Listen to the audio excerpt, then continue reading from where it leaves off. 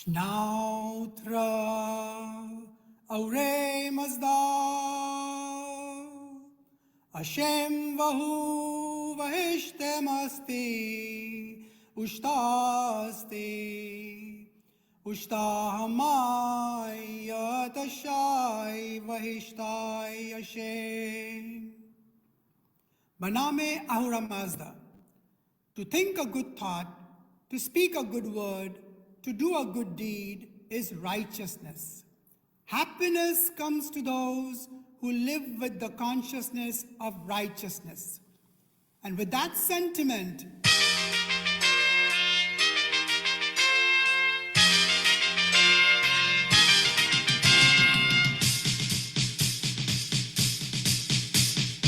ladies and gentlemen, this is Meher Amal Saad and welcome to Bahumata, a program designed to build oneness with the consciousness of righteousness in humanity. The goal is not to grow the plant but to plant the seed for each one of us to blossom with our own love, light, grace, joy, and peace. So sit back, relax, and get ready for this very special journey to enlightenment. And as you do, please join me in giving a warm Zartushti welcome to our very own Zartushti neuroscientist from United Kingdom, Dr.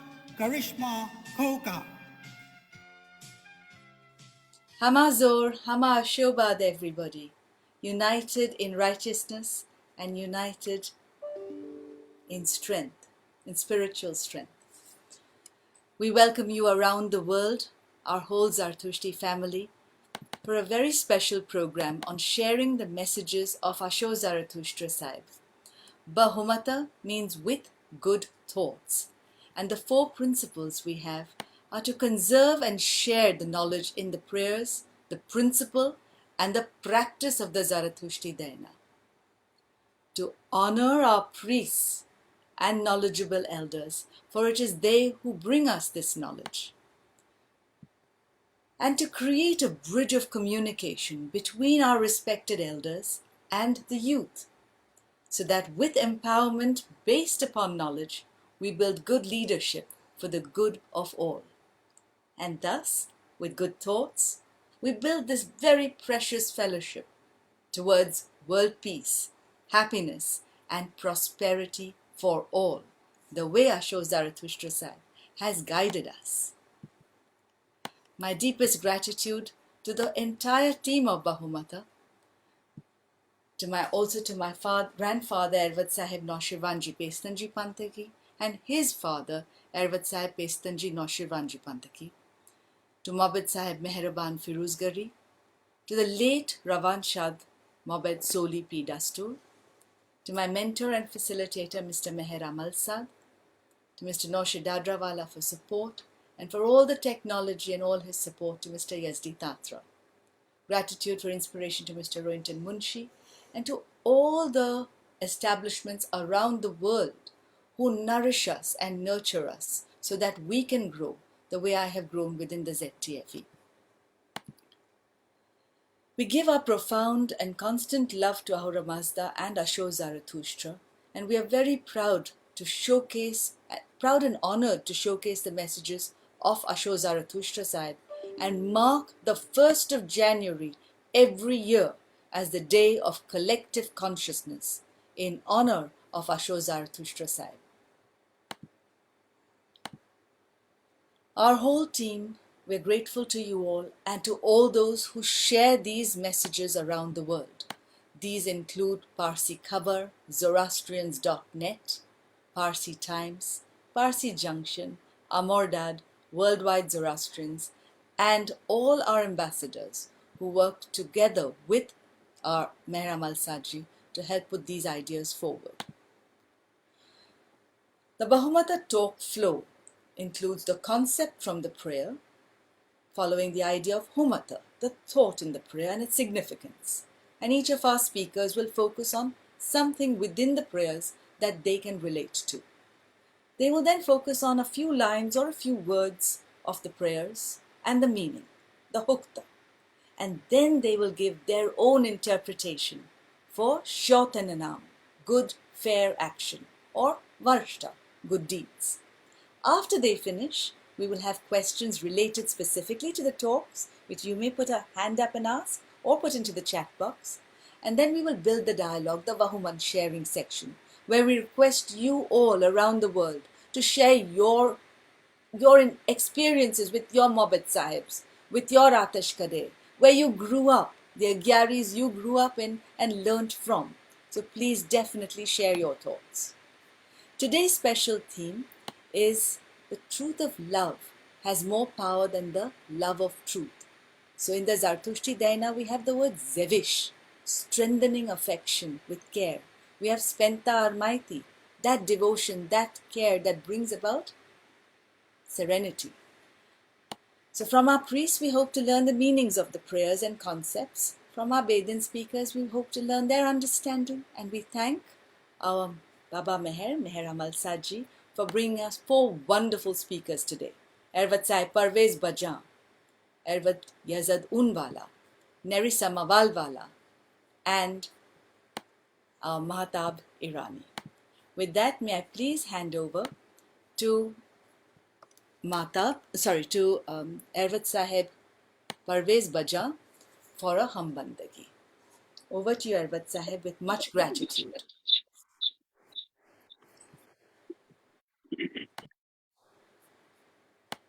Hamazor, Hamashoba. Hamas. Let us begin our today's webinar with a prayer with uplifted hand to Dada Raura Masta. Yatha Veyo Patharatu Shasadachi Racha Vangeos Dastam Nango Shote Nanam Geos Mastai Shatrincha Orai Ayim Tregubio Varatwastare Yata Veyo Vatharatu Vasadachi Racha Vangeos Dastam Nango Shote Nanam Geos Mastai Satrimcha Orai Ayim Gregubyo Bharativastare Hashem Moho Este Masti Usta Asti Usta Amai Yad Asai Vestai Hashem. Thank you very much, Ervat Sahib Parvez Baja, for your kind blessings. Oh, Mehrbani. We now have a very special introduction from Mobit Sahib Zarir Bhandara from California, who will give his thoughts and introduce our respected Ervat Sahib Parvez Baja.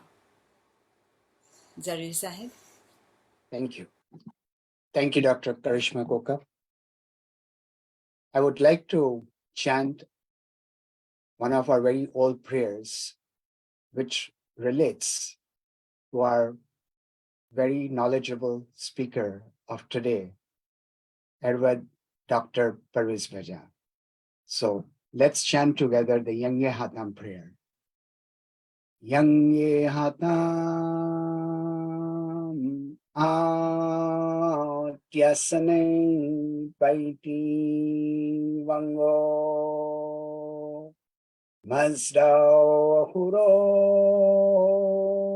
Vaita Shathacha Yongam Cha Dasha Taosha Yazamaide. A brief explanation of this prayer is we revere and attune ourselves with all the good souls, productive, progressive souls of the past, present, and future. I chose this prayer today to chant, to introduce our very special speaker, Reverend Dr. Parvez Bacha, is because his ancestors, himself, and his future progeny are very productive and progressive in terms of guiding our community. Parvez himself used that trigger mobit, and I had the good fortune of even praying under his glorious father. And what I know of them is they have brought us to our community the Yazad trigger priest, which Parvez himself was one, and more so. Why I'm so interested in this is Parvez Baja himself were religiously pious and scripturally knowledgeable Mohammed. And what strikes me as very impressive that he has not only encouraged and motivated his son, but has mentored him to follow his passion. So Parvez himself has done so many nirangdings, which is the highest ritual of our community, of our religion. And so does his son, who is also a CEO of an international bank. And to achieve that is fabulous. I'm so grateful to Reverend Parvez Baja and his whole family, and all this would not have happened without his wife, Bepsi. Thank you very much.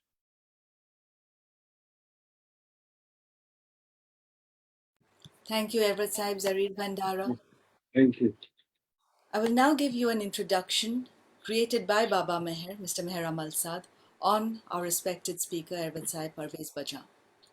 And it is truly with immense pride that we introduce this dedicated Mabad Sahib from India, who is popularly known as the Doctor of Scriptures, and who has dedicated his life towards serving the spiritual needs of our Zartushti community. He is a sixth generation priest and serves as the head priest of the Seth B.M. Mavalvala fire temple at Baikala, which has been managed by his family since the enthronement of the fire in 1851. That's a stellar 171 years of committed and dedicated service from one family. Reverend Dr. Parvez Baja is the Panthaki, which means the head Mabad Sahib, of the Seth B.M. Mavalvala Dare Meher in Mumbai, and has delivered the Shahnameh recitals and participated in religious discourses worldwide. He holds a PhD in the ancient Avesta and Pahlavi languages. He is the principal of Sir J.J. Zartoshti and Mullah Feroz Madrasa and an honorary lecturer at St. Xavier's College, affiliated with the University of Mumbai. Therefore, he also teaches students, and whose students have gone on worldwide. Reverend Dr. Parvez Baja is a qualified priest, having undergone his Nawar and Mahtab in Navsari at a very young age. He is also a graduate in physics and mathematics from the Royal Institute of Science, Mumbai, and holds a postgraduate degree in law, specializing in international law and criminology. He was awarded a gold medal for his master's degree in Avesta Pahlavi and the ancient Iranian languages from the University of Mumbai. At present, Ervad Sahib Dr. Baja is an honorary lecturer in the Department of Avesta Pahlavi and Ancient Iranian Languages at St. Xavier's College in Mumbai and serves as the principal of the Sir J.J. Zartoshti and Mullah Feroz Madrasas for the study of ancient Iranian languages and history, which is managed by the Bombay Parsi Panchayat, for which we give great gratitude. Ervad Sahib is the trustee of the Atornan Mandal in Mumbai, the apex body of the Zoroastrian clergy, and is also a member of the governing body of the K.R. Kama Oriental Institute. He is also a life member of the Asiatic Society in Mumbai and has served as a banker with the Union Bank for over 2 decades, right from 1973 to 96. Ervad Sahib Bajan has presented several research papers at national and international congresses and seminars on Iranian subjects, and has given numerous talks on religion, history, and the Shahnameh in India and abroad. Now, apart from his scholastic pursuits, Ervad Sahib Baja is the Panthaki of the Mevawala Fire Temple, managed by the Bajan family for 6 generations. the enthronement of the fire. Now for this, all the ladies in the family also, we give them gratitude, for it is their dedication that has enabled this to happen. By virtue of his scholastic background now, as of Zartoshti religion, tradition, history, and scriptures, Arvind Sahib Dr. Bajan gets invited to share the spectrum of his deep knowledge with others. There might be a speaker on. Arvind Sahib, may I mute you just briefly? Okay, okay. Tamej mute karjo, just briefly. Thank you, Nawaz. Because my Baba Meher has written something very deep and intricate about you, which I'd like to share. Profound, as Mummy says. So there is a list of activities which I will share now with everyone so that they can also appreciate it in detail. Arvind Bajan has been invited by the Nara Prefectural Center for Eurasian Studies at the university in Japan to participate at the conference and present a paper called the Sadrakasti Navjot, a symbol of Zoroastrian faith, in 2019.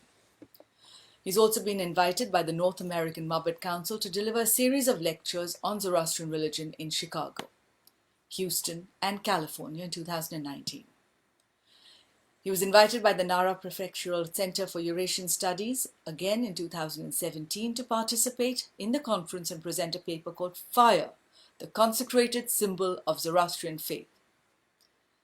Another research paper, Medieval Ecclesiastical Questionnaires Exchange between India and Iran, forming a corpus of the Rivayats, the very famous Rivayats that were exchanged between India and Iran, which was at the Zoroastrianism in the New Millennium International Conference at the National Museum in New Delhi in 2016.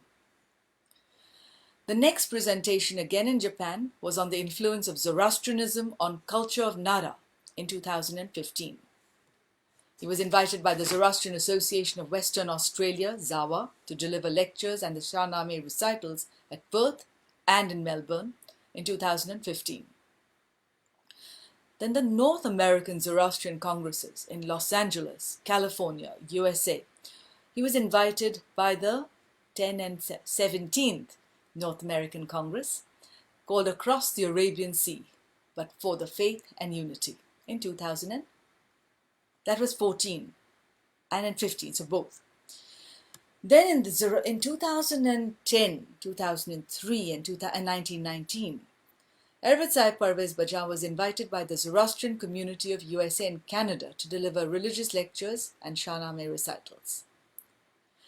He represented the Zoroastrian community from India at Interfaith Meet on Dialogue of the Catholic Church in India with non-Christian religions on the occasion of the Golden Jubilee of Divine Word Mission Seminary, Warsaw, Poland, 1998. The Young Mazdayasni Zoroastrian Association and Dastur Dr. Dhala Memorial Institute invited him to present a series of lectures and Shahnameh recitals in Karachi and Lahore in Pakistan in 2 years, 1994 and 2007. He's also presided as a judge at several religious elocution and Shahnameh competitions and lectured on various religious subjects in India and abroad. He has also presented papers including the following: A Glimpse of the Ancient Iranian History, the National Seminar on Zoroastrianism, under the auspices of the Center for Studies and Civilizations in New Delhi. A research paper called Firdausi's Philosophy, Moral and Historical Richness as Depicted in the Shahnameh at the All India Seminar of Firdausi and Shahnameh by the K.R. Kamai Oriental Institute, Mumbai, and the Cultural House of the Islamic Republic of Iran in 2001. His research paper, The Concept of the Daina, the Zoroastrian Literature with Special Reference to Zoroastrian Eschatology at the Second International Avesta Congress in Calgary, Canada in 1999, and The Ethical Conception of International Living, the Zoroastrian Viewpoint, at the plenary session of the Parliament of World Religions in Cape Town, South Africa, 1999. He has also presented papers at the second and third Indo-Iranian International Congresses held in Mumbai in 94 and 99 under the K.R. Karma Oriental Institute, Mumbai. A paper called The Reinforcement of Schools for Educating Priests and Allocation of Special Funds to Reach Outstanding Priests to Well-Known Universities at the 6th World Zoroastrian Congress, Tehran in Iran, 1996, to me would be one of his most important papers because he has been very important in continuing the tradition of teaching younger priests.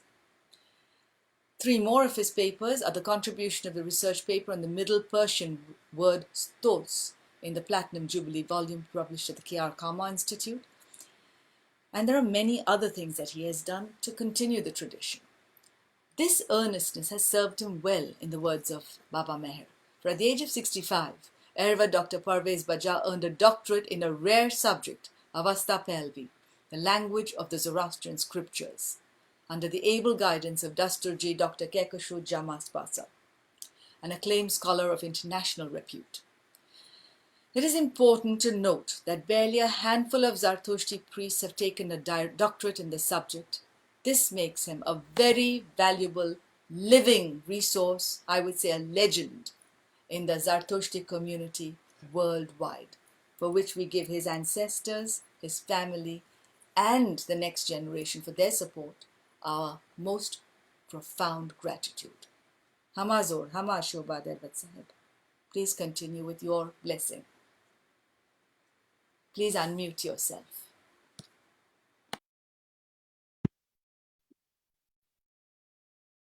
Thank you, thank you, Karishma and Mr. Amalsad. At the outset, what I have done over the last 4 decades is my passion, and for me, I've done nothing new or great. And thanks for your elaborate and lengthy utilizing of me, praising me and my efforts. Ladies and gentlemen, and the listeners present over here, let me put it, honor and fame from no condition rise. Act well your part, there the honor lies. Today I have been asked to give a glimpses of the Zoroastrian philosophy on love, truth, wisdom, purity, goodness, and beauty. Slightly it may extend 10 minutes or 12 minutes. I think you will pardon me. No man can live without religion.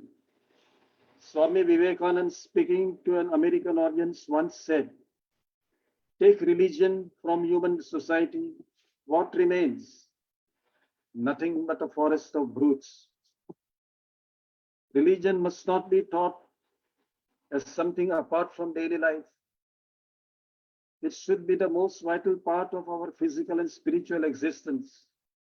Religion is pious and virtuous living. A society without religion cannot progress. It is bound to perish ultimately. For a man to prosper in the world, he must be religious. And what is true of an individual is also true and holds good for the communities as well as the nation. The first need of a religion is faith. Faith is most important in realizing God. The basis of all religions is faith in God and the Prophet, and faith is the precondition of Zoroastrianism.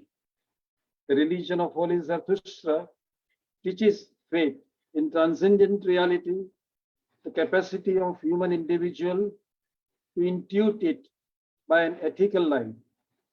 Faith in Ahura Mazda dispels fear. It gives courage and heroism. Faith triumphs where the intellect fails. The religion of Zarathustra is not a mere ethical code as taught by many of us. It is a science of science, science of all sciences, for which there is a word frangan frang in Dwanam Sutais, and the divine and the spiritual knowledge behind all branches of knowledge. It is a way of life, a prescribed path for a soul born in the Zoroastrian religion. Holy Zarathustra was a master of every science and had a perfect knowledge of both the worldly as well as the spiritual existence. Being a student of science, I can say that a world renowned scientist, Albert Einstein, one of the greatest physicists of all times, said, "Science without religion is lame, and religion without science is blind." The religion of Zarathustra recognizes Ahura Mazda, the Lord Omniscient, as the sole creator and absolute ruler of universe. Avesta word Ahura means the Lord of life, and Mazda meaning all-knowing, omniscient.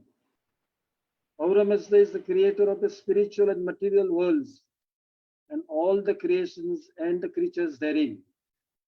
He has fixed the laws of nature, and all the creations are working according to these laws. He is the most beneficent spirit, and he is a spirit even amongst the spirits. By his thought force, he first filled heavenly realm with light. He is full of light, luster, and glory, and blazing sun, the highest light visible to us, is regarded as the most beautiful emblem of Ahura Mazda. And that emblem in our real world, material world, there is a red blazing fire, we call it as the sun, Atash Putra, Ahura Mazda, the sun and representative of Ahura Mazda in our living world, that is material world. Now we come to human life. Human life is a blessing. Not only a blessing, but it's also a duty and a struggle. Zoroastrianism teaches us that our life in this world is a blessing. It is also a duty and also a struggle. It is blessing because God has given us wonderful body with physical, mental, and spiritual powers. He has created all wonderful creations of nature, which maintain our life and without which we cannot live.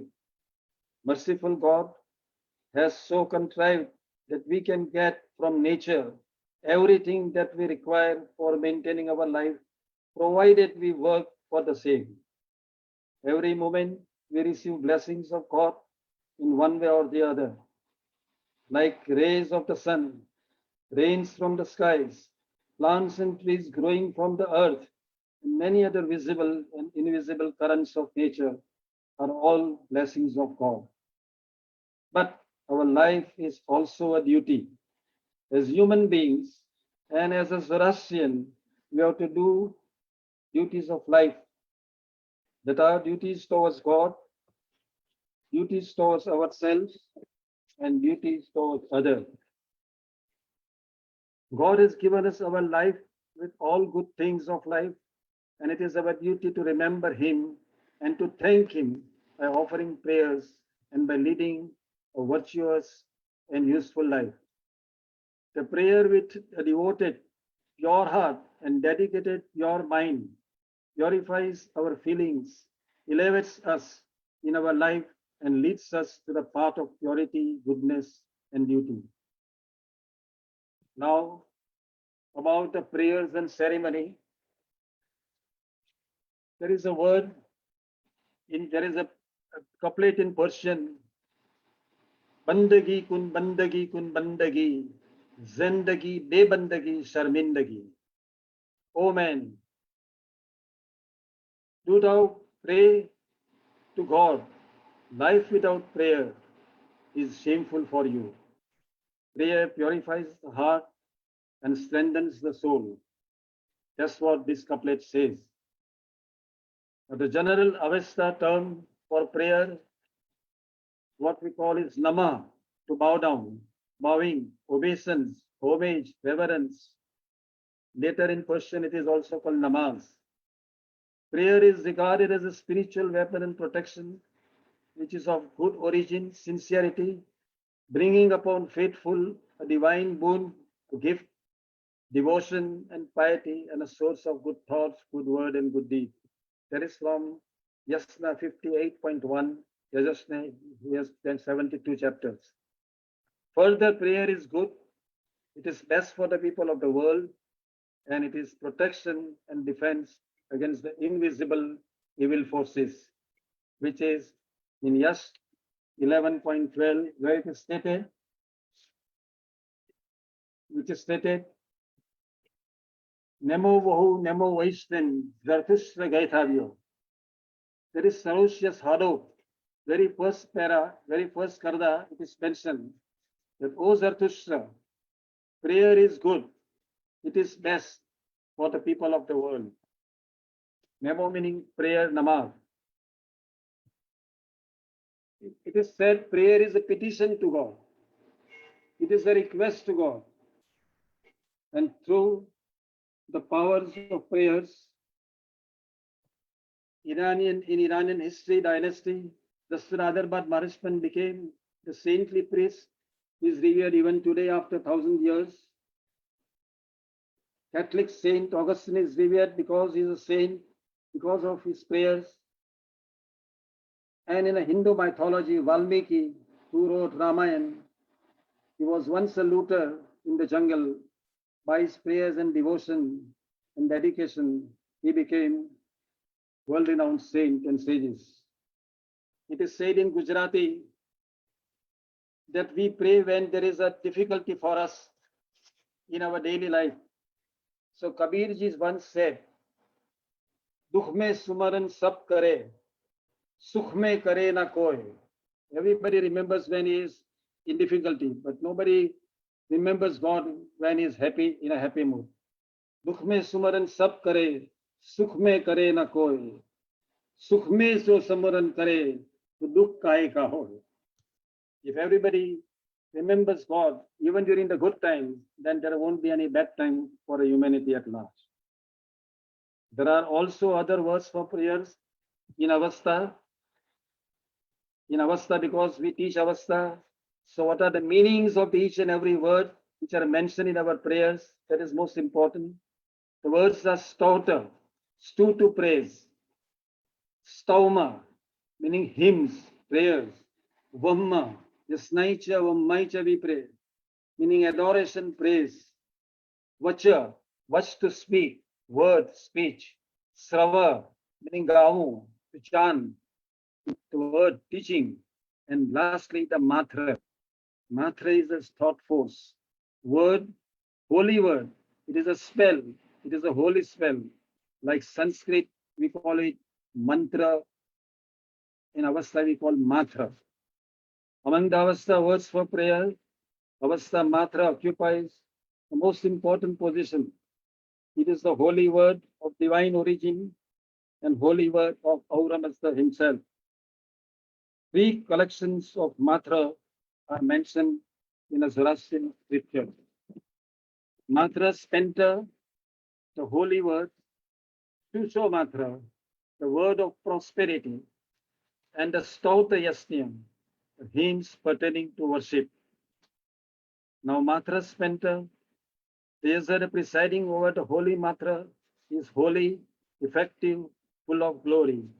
Holy names of Auramasta form the section of the matra spenta. In our Hormuz, at one place, Dada Auramasta says that I have got 20 names. And in other place, in the Hormuz itself, he mentions 52 names of himself. Who am I? There it says, Karsti matre spente amavastamin. The Auramasta Zatosha asks, which part of the holy spells is most courageous, most victorious, most glorious, most efficacious? And there the Auramasta replies, these are my mantras, which are holy, courageous, victorious. And there is an endless list of the mantras spent of Dada Auramasta. Now we come to the Suso mantra, is one of the names of Auramasta himself, in Yasna, in Yas or Hormuzd itself. And lastly, the Stote Yasna is characterized as the laws of first life, how the universe was created, how the beginning of the life was created. And that is stated, Stote Yasna Yazamide, Yadata Angyaus Oriya. It means how the world was created is mentioned in the Stote Yasna. Now, my dear Hamdins, prescribe rules for chanting of the mantras. The Avesta prayers are holy mantras, and in ancient times they were recited and chanted very carefully, according to the prescribed rules. Among the Avestan prayers, Aunavaria is the most sacred formula recited with special reverence and devotion by the Zoroastrians on various occasions. It is the holy word of God which was uttered in the beginning of the worldly creations. That's what Yasna 19, 1 and 2 says. In the material world where we live, Zarathustra first chanted Aunavairya, observing the rules of meter 4 times with louder intonation at the end. Yasna 9.14. Aunavairya should be learned by heart and should be recited and chanted without remissness, without disturbances. That's what mentioned in Yasna 19, 5 to 7 para. Similarly, we have gathas, which are celestial songs. And Sarosh Yazad was the first to chant the 5 gathas of Zarathustra for the worship of Aura Mazda, Hamesha Spintas and Yazatas, observing the rules of meter. That is what is mentioned in Yasna 57.8, which is Sarosh Yaswadi, and which is thus say, Sarosh Yazad, Nematakej, Yo Paidio Gathao Frasravayat, Yao Panchaspita May Asono Zarathustra. The gathas are 5, which was first chanted by Zarathustra of Sarosh, which are of Zarathustra. So the gathas are to be chanted according to the prescribed rule. Ga to sing, line by line, stanza by stanza, with exposition, with inquiry, with catechism, meaning questions and answers, syllable by syllable, that is metrical, and foot by foot. The gathas are a source of spiritual nourishment and protection, and they are the spiritual food and raiment for the soul, and they are the givers of proper desert and appropriate reward, good for good and bad for bad after death. In the Zoroastrian text, it is mentioned, Akim Akai Vanguhim Asim Vangove. Burane Buru, the Balane Balo Badlo, bad unto the bad and good unto the doers of good. Now the ritual purity, now 1 minute. Yauno henti gatao, Retravaitisha, Patravaitisha, Menus Koretaisha. I this is Yasna 55.2, it says, the chanting of the gathas are the nourishment, they are the food for the soul. Just like we eat food for our maintaining our body, the food for the soul is the gathas, the Avestan prayers, which keeps our soul enlightened. Ritual purity, Zoroastrian purificatory ceremonies are based on the principles of ritual purity. All Zoroastrians, fire temples and places of worship are ritually purified and consecrated one, and hence they are meant only for the Zoroastrians. Even the Zoroastrians, both males and females, priests or laymen, have to observe certain rules of rituals of purification, particularly when a Zoroastrian wishes to enter a fire temple or to attend a ceremony. These rules are observed to preserve ritual purity in accordance with the principle of Asha, Parena, meaning Khore, the aura, and Yausda. In Zarathustra, we have a model teacher. He revealed and spoke as one having power. He taught men the spiritual and moral laws in a way best suited to their understanding and comprehension. He conquered all by the force of his reasoning and argument, his piety and his prayers, and by the force of truth of his divine teachings. He sanctified work by his own examples.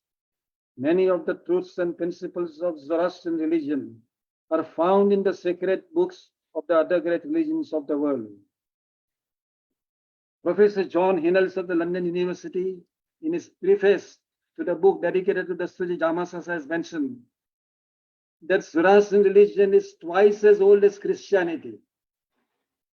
Just like the wine becomes older, it has become best and more tastier, that one should take the help of Zoroastrian faith and understand it so that the life becomes the more tastier.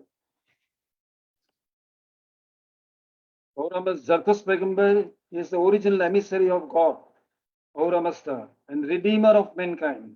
We Parsis are proud of him for our inheritance through him of the great faith. Yet let me tell you one thing, ladies and gentlemen, other religions say you follow Zarathustra, you follow me. The faith, the prophets of the different faiths mention that you follow me or my faith, you will attain nirvana or heaven or the best existence, or you will be redeemed. Zarathustra never said that in his gathas. In other Christianity, in other forms, it is mentioned that you hold my hand, I will take you to the steps of heaven. Whereas Zarathustra says, there is no need to catch my hand or finger at all. You follow the principles what I teach you, what I reveal to you, which I got through meditation. If you follow this, the heaven is open for you, the hell is also open for you, according to the deeds what you do in this material world. Ladies and gentlemen, humanity today needs a new spirit of religion for revitalizing itself. There is a general restlessness and a dread of approaching end of all things that makes the life worth living. There has been a sense of loss in spiritual values and of divine presence in the modern world. So let us sincerely pray that the message of Holy Zarathustra may shed its light and luster upon the groping souls and show them the way to spiritual awakening, true happiness and peace and bliss. It is our duty to pay a sincere tribute to our ever-loving voice of Zarathustra, the Iranian prophet, who lived more than 3,000 years ago. We, the Parsi Irani Zoroastrians, as the true lovers of truth and purity, light and liberty, of harmony, peace and prosperity, to hurry towards in bringing Prophet's divine message of life and progress to its perfect realization on earth, as promised by Holy Gathas, Yasna 30.9, that is mentioned. Acha to veim khyama, yoim frashem keranaun home, misdaus chaurang. May we be the perfecter of the world of Aura Master. Now I'll end my talk with a quotation from one of the books. There it is mentioned, nearly 3,000 years of elapsed since the great prophet first gave the message of Masda to the people of Iran. Many millions of human souls have lived a happy life and died a peaceful death under the shadow of the protecting wings of the faith. Zarathustra's immortal triad of good thoughts, good words, and good deeds has kindled the religious zeal, intensified the desire, ennobled the thoughts, illumined the minds, and warmed the hearts of the countless numbers of his followers.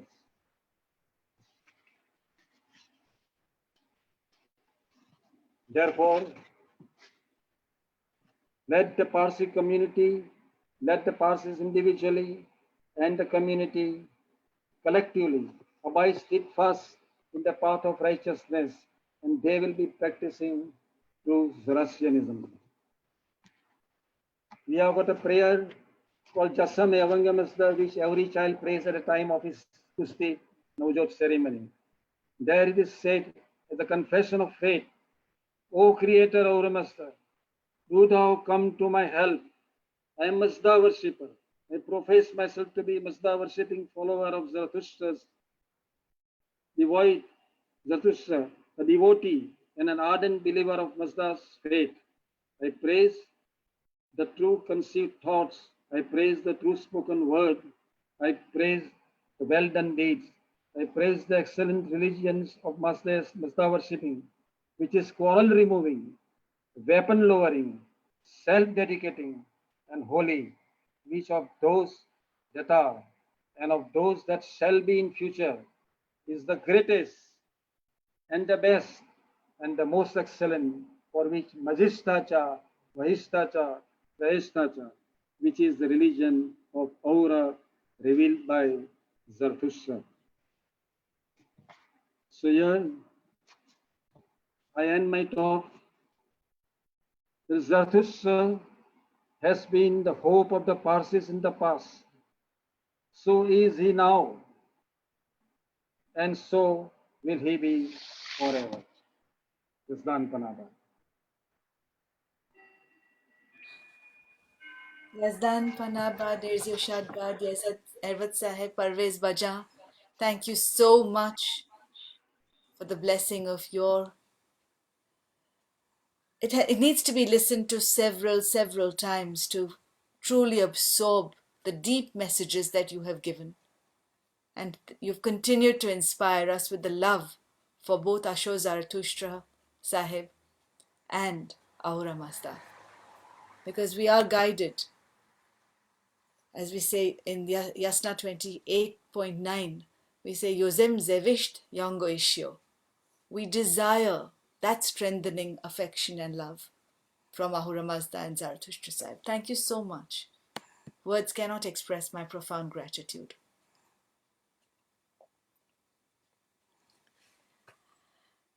So as the knowledge passes from the seniors to the next generation of leaders, as it should, we now have the next generation, a very bright young light of the next generation with us today. My mummy's favorite, mine too, Ervat Sahib, Yazad Unwalla. And before I start giving you the message of introduction that Baba Meher has written, I just want to express my deep gratitude, not just to Ervat Sahib, but also to his parents, Cyrus Sahib and Spentamai, for their dedication, and also to his sister Zoish for her support, because together they travel miles and miles around the United Kingdom to bring the message of Zarathustra Sahib to families, and he is really among the best with children. So with immense pride and joy, we're introducing to you this dedicated and committed young Mabad Sahib from the United Kingdom, a source of inspiration for our future generation. Truly, Baba Meher. Very well said. Ervad Yazad Unwalla has been initiated as an Ervad since the age of 13 and has been actively involved in serving the Zoroastrian community in the United Kingdom for the past decade, continuing in his mother's and grandmother's footsteps. He is a teacher of politics, economics, and religious studies, and is serving as the head of the religious studies section at a school in Dulwich in London. He is also a passionate gardener and enjoys growing scented flowers, roses, hyacinths, jasmine, and peonies in particular, as well as fruit trees.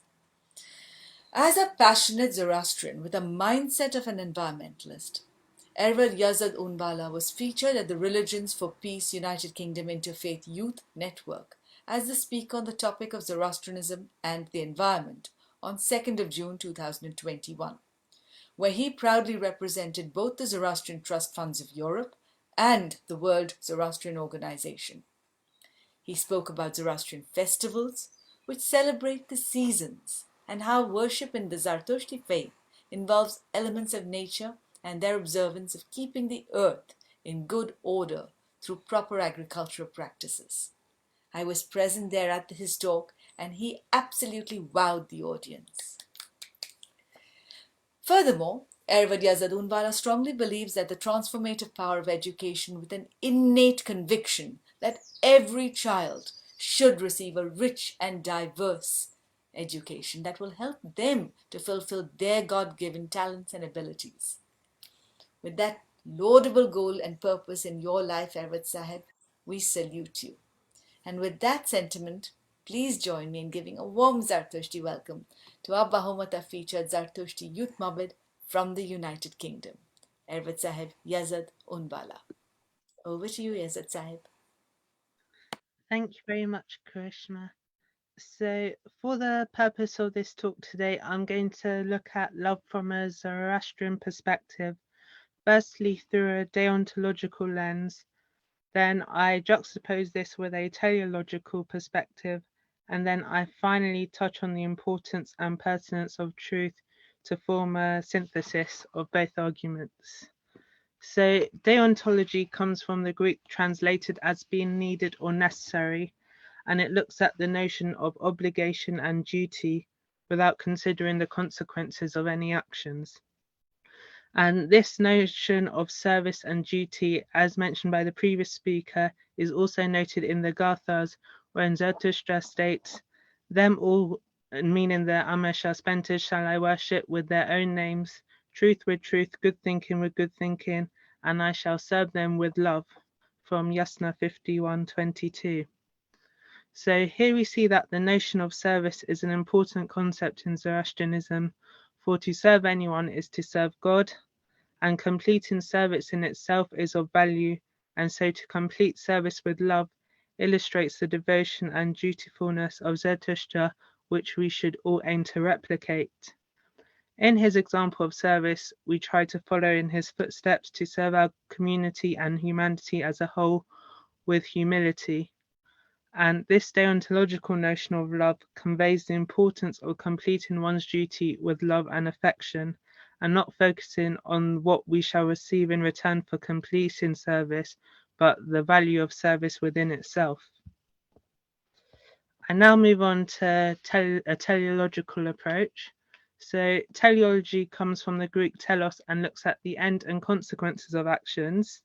So as humans, we all want to see the results and what our actions would result in.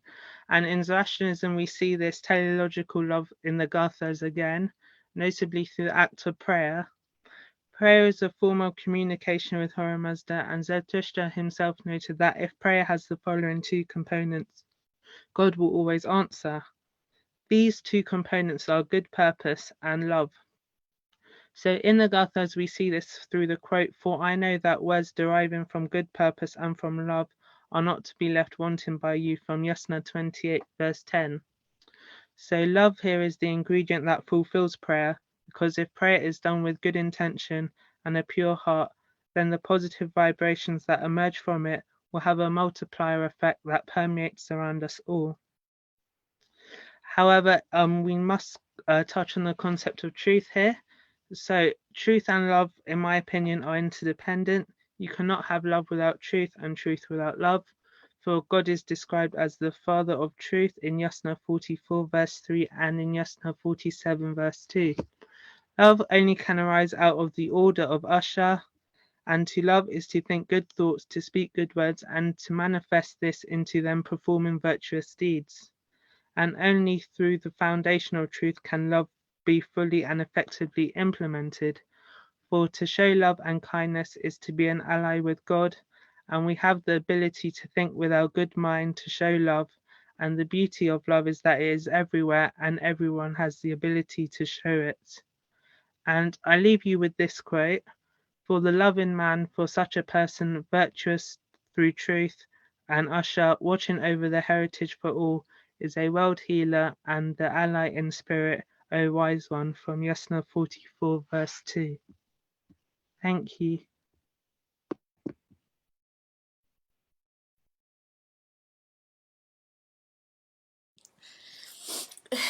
Thank you so much, Yazad Saib.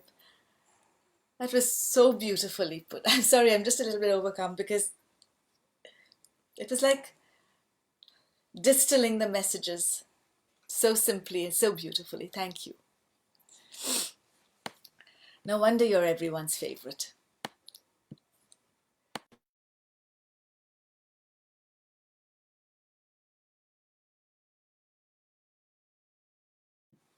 Oh, sorry, was I muted? I beg your pardon. What I was trying to say, Yazid Saib, was no wonder you're everyone's favorite. You gave us a distillate of such profound messages that would take us hours to get down to such few, such meaningful words. Thank you so much. Absolutely excellent. Our next speaker today has worked with the youth in different ways, Nerissa Mavalvala. And it is an honor to introduce this fabulous young Zartoshti from both Pakistan and Canada, who serves as the hallmark for youth leadership and entrepreneurship with a deep passion to enhance the fiber of humanity. Now, Nerissa is a certified human resource leader with a demonstrated history of working in the consumer goods industry.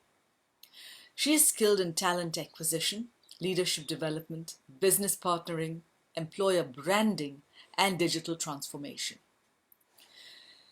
She's based out of Toronto, but born and bred in Karachi. She spent the first 26 years of her life in Pakistan before moving to Canada. She has an undergraduate degree in business administration from the Institute of Business Administration, Karachi, and a Master of Business Administration from the Queen's University in Kingston, Ontario. Nerissa is also a certified human resource leader from the Human Resource Professionals Association of Canada. Now, for the last 8 years, Nerissa has worked in the consumer goods industry across Pakistan, Sri Lanka, and Canada, and has joined Unilever in 2015 as a future leader in the Global Graduate Program and progressed to the ranks of manager, talent, and organization. After moving to Canada, she has been associated with Reckitt Canada and Human Resource Manager for the Health and Nutrition business units. Her interest lies in HR business partnering and championing employee well-being and inclusion initiatives with expertise in leading transformation projects, particularly from a digital and technological lens. Now, outside her career in academics, Nerissa is an avid traveller who appreciates learning about different cultures globally. With a passion for community service, she seeks to indulge in volunteer work in her spare time. I'm not sure where she gets that. She does a lot. And she continues to give back to society. During her formative years of her career, she served on the executive boards of student-run not-for-profits such as AIESEC and Meri Bhi Ek Khwahish Hai, which means I also have an aspiration. Now, AIESEC is a community of young people passionately driven by one cause: peace and the fulfillment of humankind's potential. It's a global platform for young people to develop their own leadership potentials through practical experiences of many kinds, including internships, volunteering, opportunities, and much more. So they basically create and celebrate value-driven leaders. Finally, in Karachi, Nerissa was also part of the entertainment committee of the Karachi Zartoshti Banu Mandal, working towards keeping the community spirit alive and contributing through the next generation. So recently in Canada, she's also been associated with volunteer work through the Queen's University, the Centre for Social Impact. Nerissa's life is focused on this philosophy by Roy T. Bennett. Create your own miracles. Do what you think you cannot do. And with that very special sentiment, over to Nerissa with a very warm, thunderous Zartoshti welcome from us around the world. Thank you, Karishma. Thank you for such a wonderful introduction as well. I'd like to thank you all for organizing this and for having me here with you all today. And with that, I will proceed to share a small presentation that I have put together.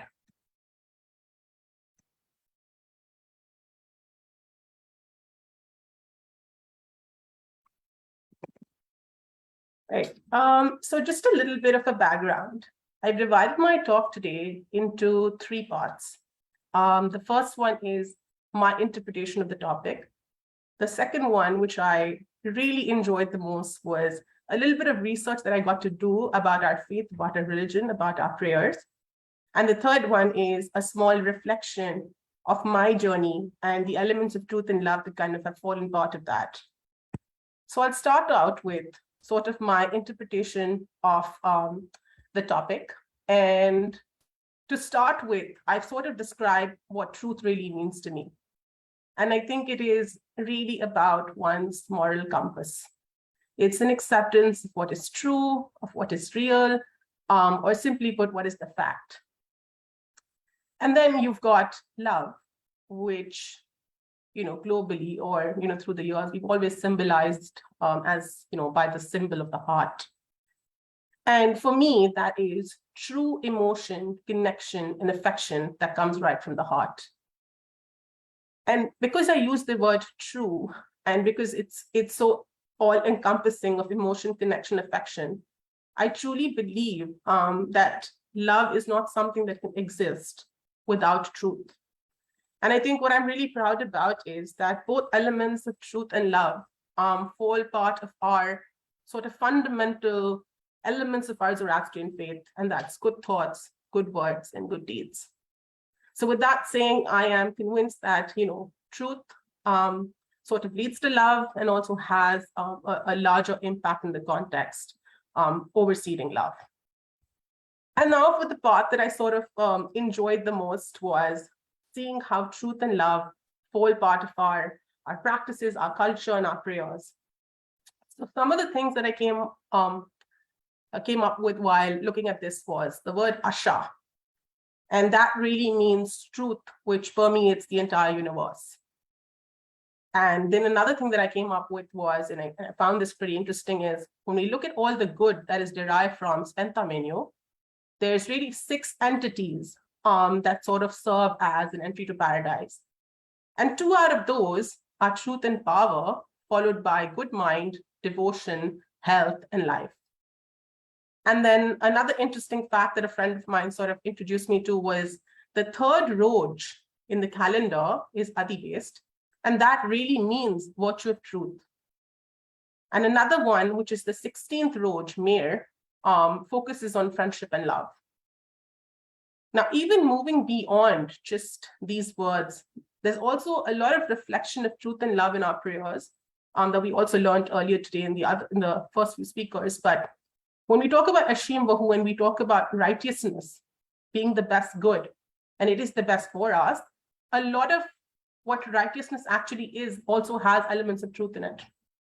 Similarly, Yathauviryu and the gift of the Vahumahu, the good mind, you have to be true and truthful to really have that element of the good mind. And then one of the daily prayers, the Kasti prayers, especially Aramas the Kodai, has a lot of elements of obeying our fundamentals of good thoughts, good words, and good deeds. And then one more prayer that I saw was Gefe Mazda, which focuses on the righteousness for the love of our soul. And again, that also has some elements of love in it.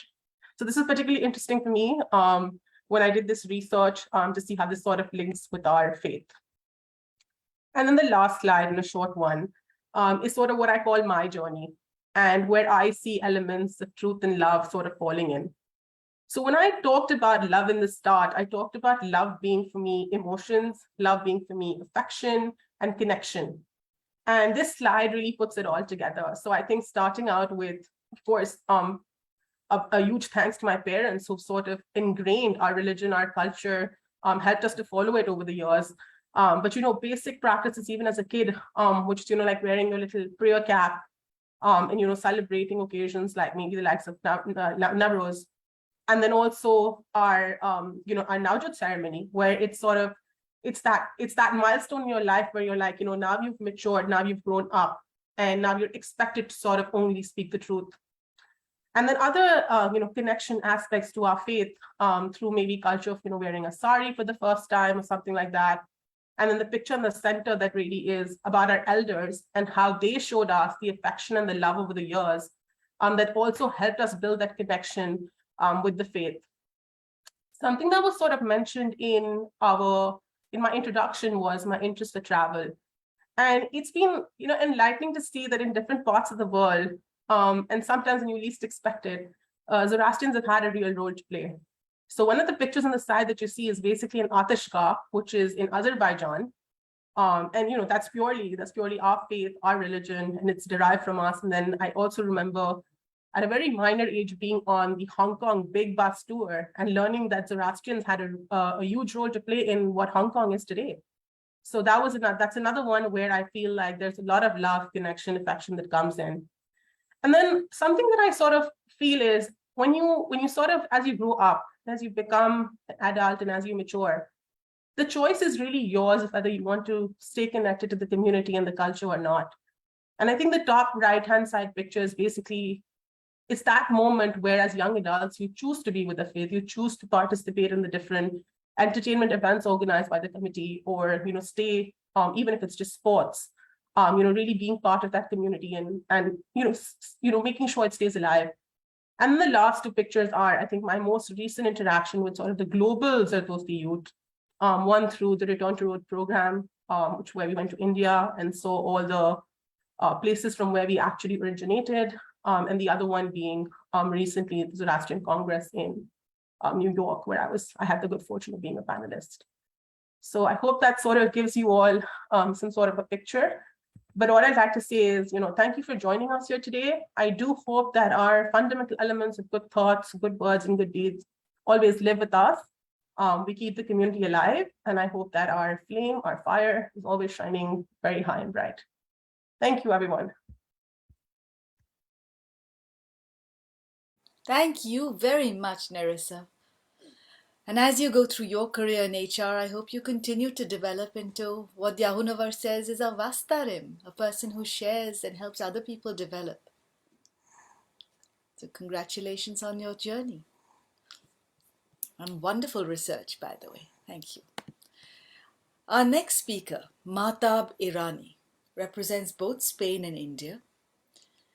But to me, she also represents a phenomenal storehouse of support, where through COVID, she brought the Parzor messages to us through the Zoom sessions organized by Dr. Shehnaz Kama and the Parzor team. And as I've often said about Yazdi Tantra being my COVID hero, to me, Mahtab has done the same thing through Parzor's Zoom sessions and brought the whole Zartushti community closer together. Thank you, Mahtab. And thank you to Dr. Shehnaz Kama for being with us here today to celebrate this. It gives me truly immense pride to read out the introduction that Baba Meher has written for Mahtab.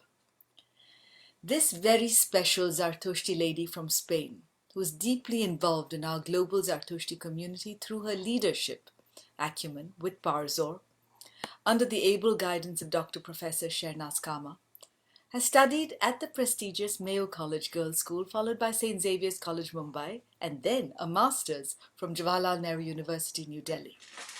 She has been associated with Parzor since 2016, enthusiastically helping them during the Everlasting Flame International Program held in New Delhi. She managed the communication programs in association with India International Centre, reaching out across the globe to provide a very successful collaboration. Furthermore, Mahtab has played a vital role in several Parzor projects, absorbing while working and bringing new ideas from the point of view of a new generation. As a cultural enthusiast, Mahtab has been associated with the UNESCO Parzor Foundation through several projects and represented India to present the UNESCO Intangible Cultural Heritage of Navroz at the 74th Almond Blossom Festival in Agrigento, Italy, in March 2019. Mahtab hopes that many youth go back to understanding more about world culture. Her belief is that by creating an interest in intangible memory, a Bronze Age civilization based largely on oral culture and tradition will survive because it has much to teach our world. During the pandemic, Mahtab helped organize the famous Parzor Friday forums, which I miss terribly right now, gathering the community's inspirational artists and practitioners to share their life and work. These forums, recorded on YouTube, now form a repository of archives for posterity.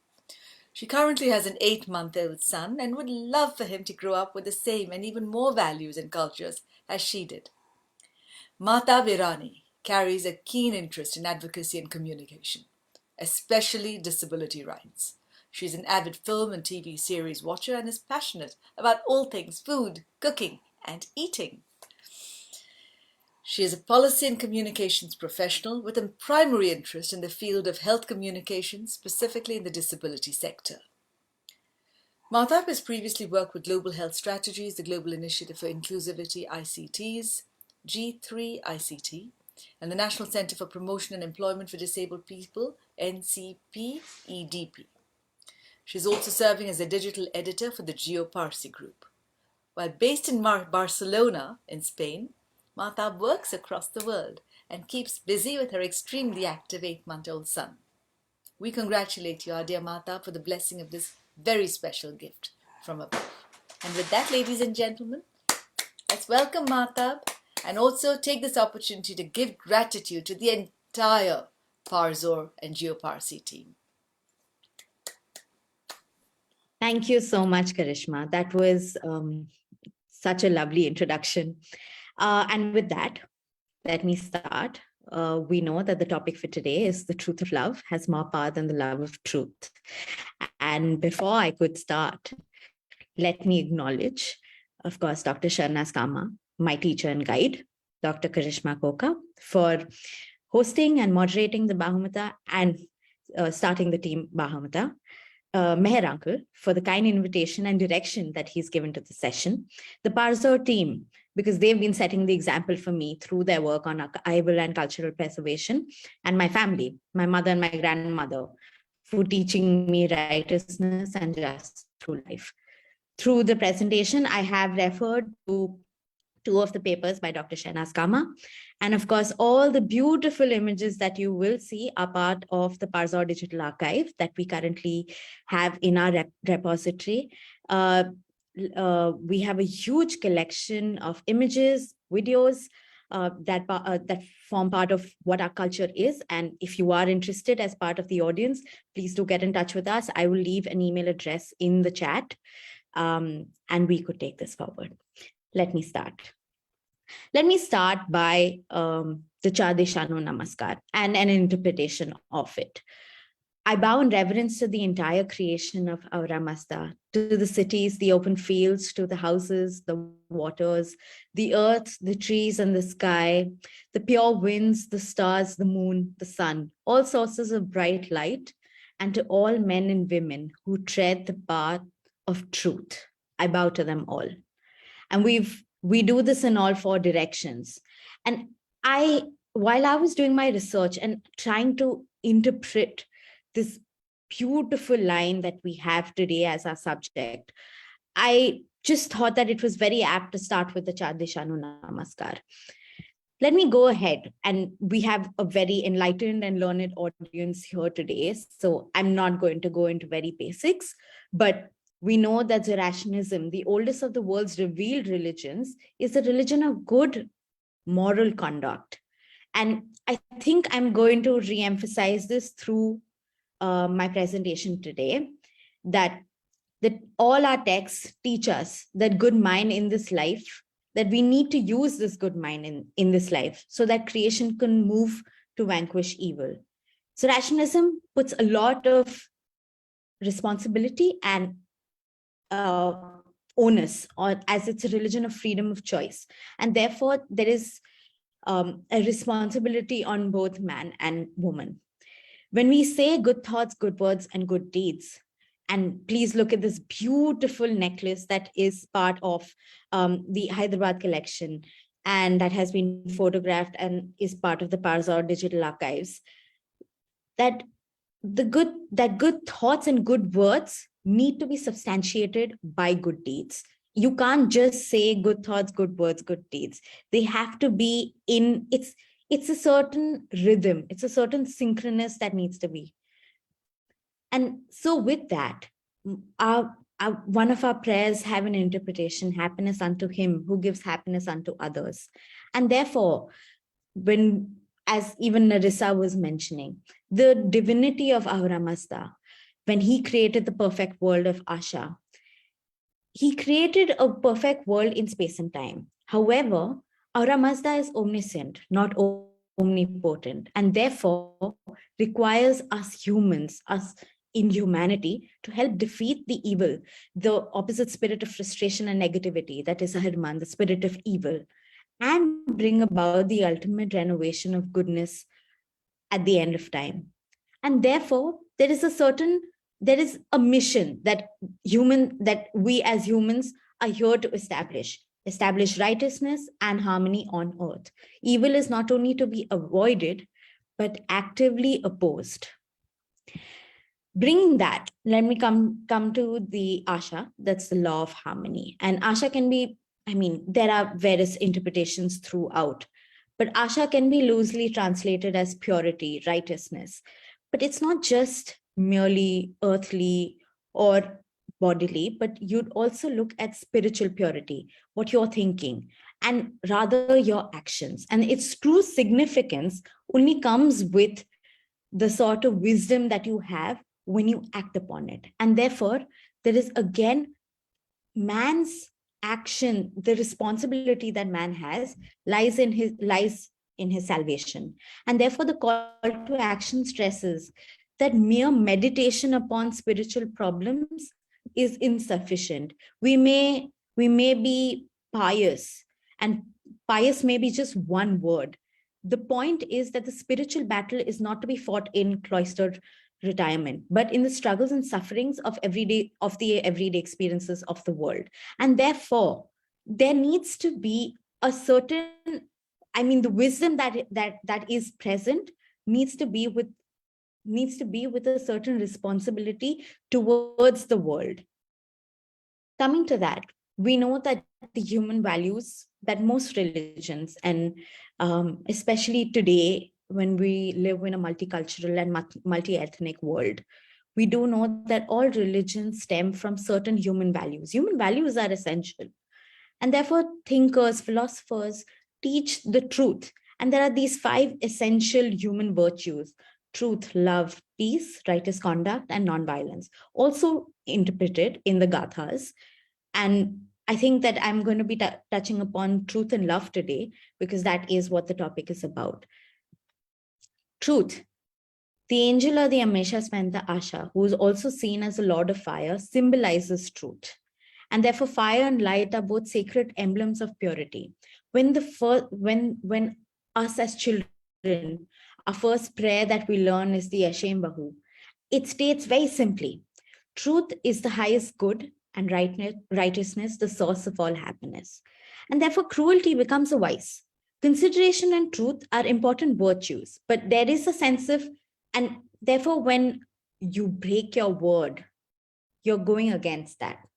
There is a sense of justice and courage that is part of being human, and that is the main principle of the religion. And let me come back to love then.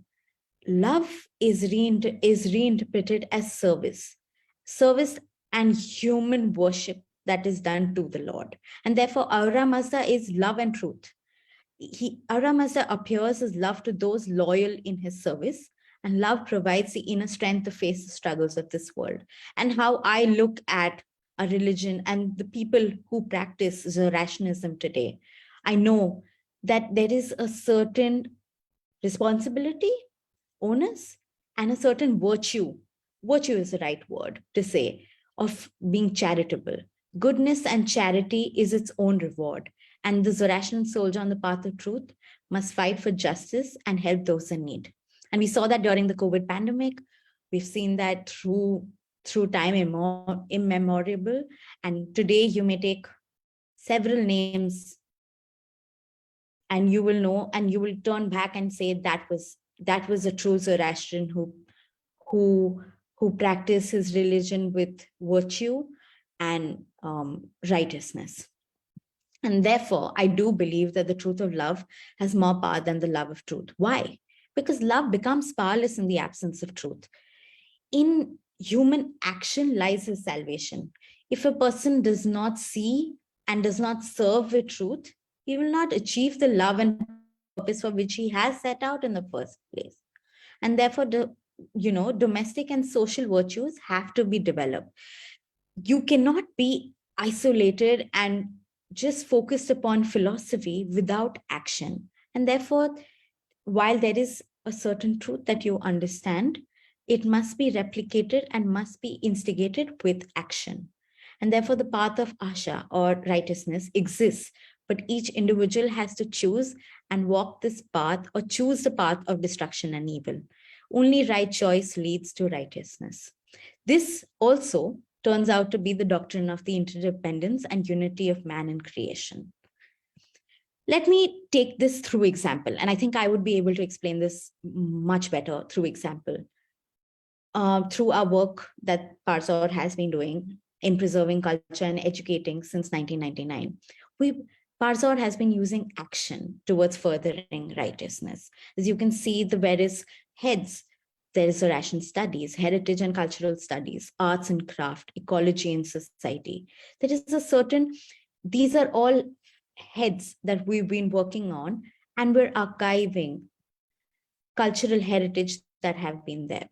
One of the most important, and if you did hear my background, I do strongly believe in oral tradition. I believe that oral tradition, especially as I interpreted the topic today, we're using action towards furthering our community, furthering this Bronze Age civilization. Take a beautiful example of Kutranubhuk, the first morsel that you offer to the dog, and who's also human mankind's friend and protector. Or take the lovely story of the Mushkilasan that has been performed and to remove difficulties every Friday by women in most families.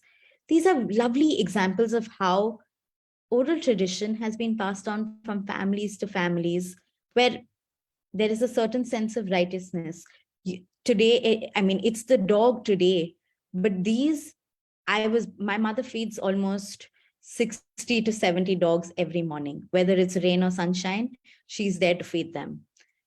I mean, today I may not be on the streets feeding another 60, 70 dogs, perhaps not. Maybe that's her passion. But I think what I interpreted from the act is that you can do everything that is in your power. If it's your passion, you can make it your goal, and you can make it about how you can move ahead and create justice in society. And therefore, as fellow Zoroastrians, I think we can, through our passion itself, and that's what's remarkable about this community, we have excelled all over the world, all over in various fields. But it's not about the achievements. It's about the passion and the righteousness with which we have followed this passion and excelled, that has really inspired and made them into role models today. And therefore, and similarly, there is the oral tradition of Nowruz. That is me on the right, as part of representing India and Parzor at Italy for the ICH, Intangible Cultural Heritage of Nowruz. And here I am explaining to Italians and people from world over about the Nowruz stable, about the Spring Festival, but more importantly, what this community, what the civilization has brought on. I am, as a fellow being, passing on this civilization and passing on this oral tradition. And therefore, to me, my final interpretation is that the transfer of knowledge from one generation to another is the truth of love that is holding and preserving this Bronze Age civilization today. I feel that today, if there is anything you could take away, especially from me, I am just a 31-year-old, and I don't know if there is much wisdom in what I would say, but if there is anything, it is this, that if there is anything that you hold very passionately from being in this community, please pass that on to the younger generation, pass that on in a way that will make them want to pass it on to their generation, because that is how humanity and mankind will flourish, by passing on the right ideas. We only build on action when our mind is strong and when our mind is with the right thoughts. And with that, thank you. Ushtate, happiness unto you. Thank you very much. Thank you so much, our dear Mahtab, for those deep thoughts straight from the heart. And it's true, the gift of the good mind comes to those who take Just action. Vangeush das Damenengo, Shyotananam, but for what? Angeush Mazdai Shatremcha, for the power of Ahura Mazda in this world. So with that, ladies and gentlemen, one of the words Mahtab used was rights. She also used the word choice. So Yasnaha 30.2 and 30.3. So the responsibility to progress, Spentamainu in the world, is the reason why we take choices or make choices between that which is good and not. And Zarathustra Sahib does tell us that. So that allows us to develop the other. In the next year, we have the Parliament of the World's Religions with the theme of human rights. And listening to the speakers, all four speakers today, has reinforced my belief, my firm belief, that it is the rights of the others that the Zarathushtri faith empowers us to take good action for. So that Frasho Keriti, progress of the whole world, of the collective and the individual, at both the spiritual and the physical, can be achieved. Yes, Mahtab, giving back is important, and we thank the whole of the Parzor team present here today, including a person I didn't mention, Kerman Daruwala, who has dedicated his life to research. So in every possible way, the team has been giving back. Thank you all. We have some lovely questions from our audience and comments, which I'll now ask you to start raising your digital hand, if you could. There is a question from Ervatsai Porus, which I've seen, although it's one of the last few questions. Would you like to raise your hand and start us off? A teacher, a researcher, an Ervad, a man of great belief in giving back to his students and thereby to society. My Ervatsai, are you here with question, us? my question was to kind of start our thought process sometimes. And I know I received some responses from people as to, we talk about love, we talk about service, and sometimes people who talk about love and service, in reality, there is no service, it's a business for them. And love has, I'm sorry, I'm kind of taking a kind of slightly darker approach here, but the world is dark around us, and I'm looking for thought processes to kind of bring some glimmers of hope here as to why there is so much of hatred around when all the religions claim to be talking about love and service to humanity. I understand that everybody has to survive and everybody has to eat food and everybody has to live in this world. But beyond a certain point, it just becomes a matter of greed and pride and accumulation kind of stuff. And so that's, I just wanted to express my thought and see if it sparks any conversation here. Thank you. Thank you for that question and your thoughts, Ervatsai Porus, or Professor Porus Balsara. I'd like to first ask our speakers, if you, any of you, Ervatsai, Parvez, Bajan, if you have a thought, we'd like you to start off, if possible. Otherwise, any of the speakers who is ready, please just raise your hand or just unmute yourself and let's start. Each of you brings a wealth. Ervatsai, Parvez, you've unmuted Hello. yourself.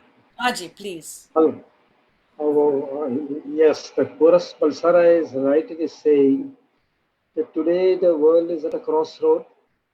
Humanity needs compassion, a passionate hearing. Nobody is ready to hear others' feeling. So one has to, as per Zoroastrian philosophy, one has to be of help to somebody. That is the highest virtue according to Zoroastrian ethics. So right ethics is to help somebody. As somebody has said earlier, one of the speakers has rightly said, I think Karishma, you yourself have said, Usta Ammai, Ya Ammai, Usta Kammai Chit. Can you hear, all of you hear me, no? Yes, So, Ervatsai, Parvez, we hear you. So Usta Ammai, Ya Ammai, Usta Kammai Chit. You are happy when others are happy. That should be the spirit of a human individual being. no matter what religion, which caste he belongs to, which part of the world he belongs to. Helping somebody, he can see a smile on the face of somebody that gives you happiness. That is the highest happiness. That's what is said. That's why in our religion, Quranic scripture says the charity is the highest virtue. The topmost virtue of a Zoroastrian ethics is a charity, which has been extolled in our Pahlavi literature. That charity comes back to you by way of compensation, by way of recompense. Ultimately, we came with a bare hand in this world. Naked we came and naked we go. What we take from here is nothing but to help somebody, fellow human being, maybe a co-religionist, may not be a co-religionist. There is the highest way of charity of kind, charity of cash, charity of any help or services or anything. There is the highest charity which has been mentioned in the Zoroastrian scriptures. And you may be aware that many of the Zoroastrians of the past, during their lifetime, they do the charity, no doubt about it, monetary charity, other kinds of charity. But when they die, in their will also, last testament also, they put certain amount for a charitable purpose, for various kinds of charity. So charity knows no bounds. It may be for a hospital or any other purpose. So Zoroastrian, one of the Zoroastrian virtues is helpfulness. That's why you become happy, because we do not take away anything from here. We have to go alone. What we can take with us. The Sadro in Kusti, and on the Sadro, there is a Kisse Kerfe, it is called the Pocket of Good Deeds. That will come along with you and me, all of us. So, Dada Oramasde will ask at the end of our journey, on the fourth day or the dawn of the fourth day after that, but what you have done in the spirit material world, according to that, our place will be decided, our selection will be done there. So, Zoroastrian religion always teaches the highest virtues of charity, helpfulness, selfless help, love, passion, compassion. These are all kinds of different kinds of charity, maybe kind or maybe in cash, or maybe anyway. Okay? That is the way, the Zoroastrian way of charity has to be, and it's a start at home. Thank you. Thank you very much, Irvad Sahib. I've picked up on that, something that resonates with me, which is to look after the minds of other people. So the Vangeush Manango is not just what we receive, but that which we can also give to others. And Porus Sahib actually looks at the youth, and he probably sees this developing as he teaches them. Mahtab, you work with children. Nerissa, you work with young people. And Irvad Sahib, Yazad, you actually teach young people and help them to polish their mind, to develop the good mind. I think this is such a lovely question. Would either any of you like to come in now? For Mahtab? my point, Oh, okay. Irvad Sahib, Um, Yazad, yes, please. hatred is often caused by jealousy and not being content with yourself. That's why you see it as from a child's like view. When they have something and someone else doesn't have the same thing or something like that, they have a toy and another child doesn't have a toy. You often see jealousy then build to hatred. So a sense of reassurance that we can give a child, the ability to develop the concept of Sarosha, to listen to the inner voice and be To be content with what you have. Yeah. content. Okay, to be content. Mahtab, Nerissa? Yeah, I Yes, think Mahtab. just as hatred is, if you can say that hatred is taught, the opposite can be taught as well. And I think that as part of what we can do as right human action is that we can further righteousness and further justice. It's not as simple as to say that, well, we want justice or let's make this a just world. Yes, there are imperfections, but when you move towards a goal, you can, and I mean, you can further good than evil. And I think that's a take back that, yes, there is hatred that is being taught. I wouldn't disregard that as well. Sure, there is. But it also stems from a certain systemic injustice that someone else may be facing. And just as several of our other speakers said as well, that it could be from jealousy, could be from some other human emotions. Human emotions you cannot devoid a human of those emotions. So what you could do as humans is further the opposite. And I think that's a duty, and that's a responsibility on us. Excellent. So that is one of the things that the Gatha says, to do more good and replace negativity with positivity.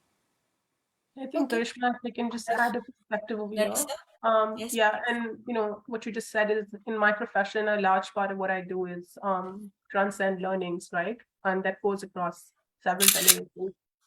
So I think one thing is that at the end of the day, a lot of this is your moral compass, which I talked about when I described truth, and also your upbringing. And I think the reason, if somebody asks me, is why is there so much hate, I think is because we lose that consciousness. And a large part of what you learn, as long as it's continuously reinforced, you will continue to do good. It's when that reinforcement is lost, you sort of sway to the other end. So I think the more forums that we have, or the more ways that in life we have to reinforce good behavior, we'll see more of it. And I think instilling it from a small age, or from your basic years of upbringing, that makes a big difference. So it's always going to happen, but it's just reinforcing the right and swaying away from the wrong then. Karishma, I would like to, Karishma, may I add one more comment here? Please, Ervatsai, Porus, go ahead. A lot of times in my practice of religion and talking to other religions and kind of digging deeper into somebody's comments, I sometimes feel that hatred not just stems from somebody not having something that others have, or some sort of jealousy. It also sometimes comes when people talk about one versus the other, or one religion versus the other, in some sort of a competitive way, that, oh, my religion teaches this better than your religion, or my religion came first and your religion came second. If religion is supposed to be truly a path to God, then it doesn't matter what your religion talks about, or where your religion came from, or when in time your religion came. All that matters is there a path for me to go towards divinity? Is there a path for me to reach my spiritual goals? And if that is the case, it doesn't matter which path I'm taking, or whether I came first or you came second. There's an adage, right, that rising tide raises all the boats. So why are we here in a competition as to who came first, or I'm the first religion, or my religion teaches something better than your religion, kind of stuff. As long as my religion teaches something and your religion is teaching something that is helpful to humanity, that's what we need to be worried about.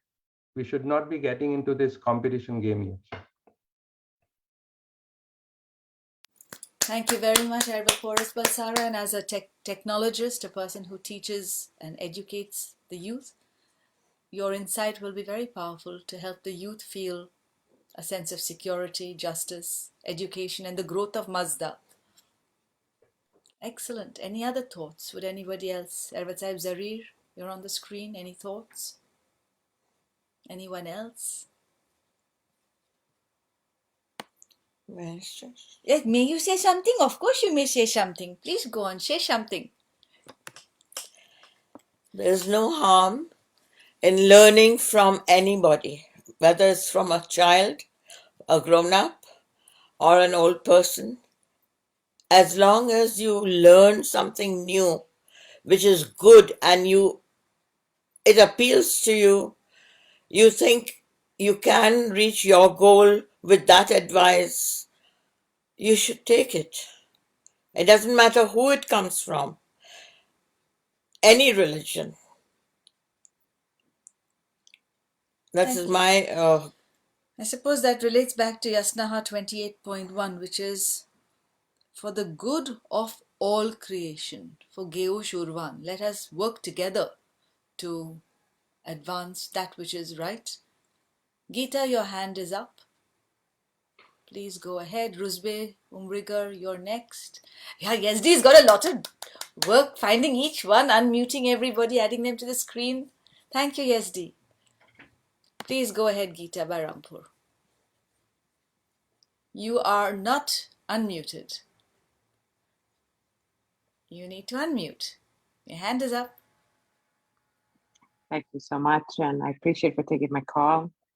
Um, I, I, I'm learning two different messages. I just want to make sure that I get the right message and follow the message that you're giving me. So I'll be Zoroastrian. So there's a one message that tell me it's a good deed, and the good deed make you feel good. You help other people, they'll be happy. You give them what they want, and they'll make you happy because they're happy. Yeah, that happens all the time with my kids. And if God help me, if I don't give them what they want, they make me miserable. So yeah, I get that concept. And then there is another concept. It's the concept of faith. So that's a different concept. That's two different concepts. This is two different thoughts. So that is the core thought. It says good thought makes you feel happy. Oh, I'm going to have that house. Happiness will be coming. So right now, it does not matter. That this moment of a good thoughts, good words, good deeds, it will not be my choice because all I'm thinking is happiness. It's coming. But also the Zoroastrians is about good words, good thoughts, good deeds in this moment. So we will pay for the consequences. So I'm kind of confused. Is it a thought of a good thought or is it a good deed? Is what Zoroastrians believe. Thank you. For me, I will come to my thoughts later if needed, but I don't see a conflict in what you're saying. But I would like our respected Mobit Sahibs who are here to answer your question. And Zarish Sahib is giving me a smile. Arvat Sahib Baja might be looking at me like he may want to say something. So, who's going first? Zarish Sahib, I know you can charm everybody with your smile, but, but could you say something? I think Parvez said summarized the whole thing beautifully, and so did our speakers. And Mahtab put it so beautifully that we always talk about love, but righteousness, first find what is righteous. Even when we are doing something with benevolent feeling, what is right, and do that. And to me, instead of truth, I would go for righteousness because our religion is ever living. And by the way, so grateful to Boris Balsara, Everett Boris Balsara, for asking this question about love and hatred and where does hatred come from. It is what we choose. If we choose to hate somebody, or if we choose, like as Yazad said, it comes from jealousy. So how we use our mind, as Gita Barampur said, like it's the thought or the action. So putting our thoughts into words, manifesting into words, and culminating into actions. So righteousness for the sake of righteousness, not I am the right or what I am saying is the truth. Many a times, unfortunately, in our religion, certain groups of people become so dogmatic that they are right, what they are saying right. And they are the keepers of our faith. And God forbid, if you don't agree with them, you will be in a very bad books. So do the righteous thing in the given situation. It may be different from situation to situation and from person to person. So go for the righteousness, which will culminate into happiness. Happiness, not just physical happiness, but true bliss that you would experience in your heart. And that is what righteousness and following righteousness is. This is my opinion. Thank you. Thank you very much, Ervat Saib Zarir. Ervat Saib Parvez Bajan, would you like to add your wisdom at this point?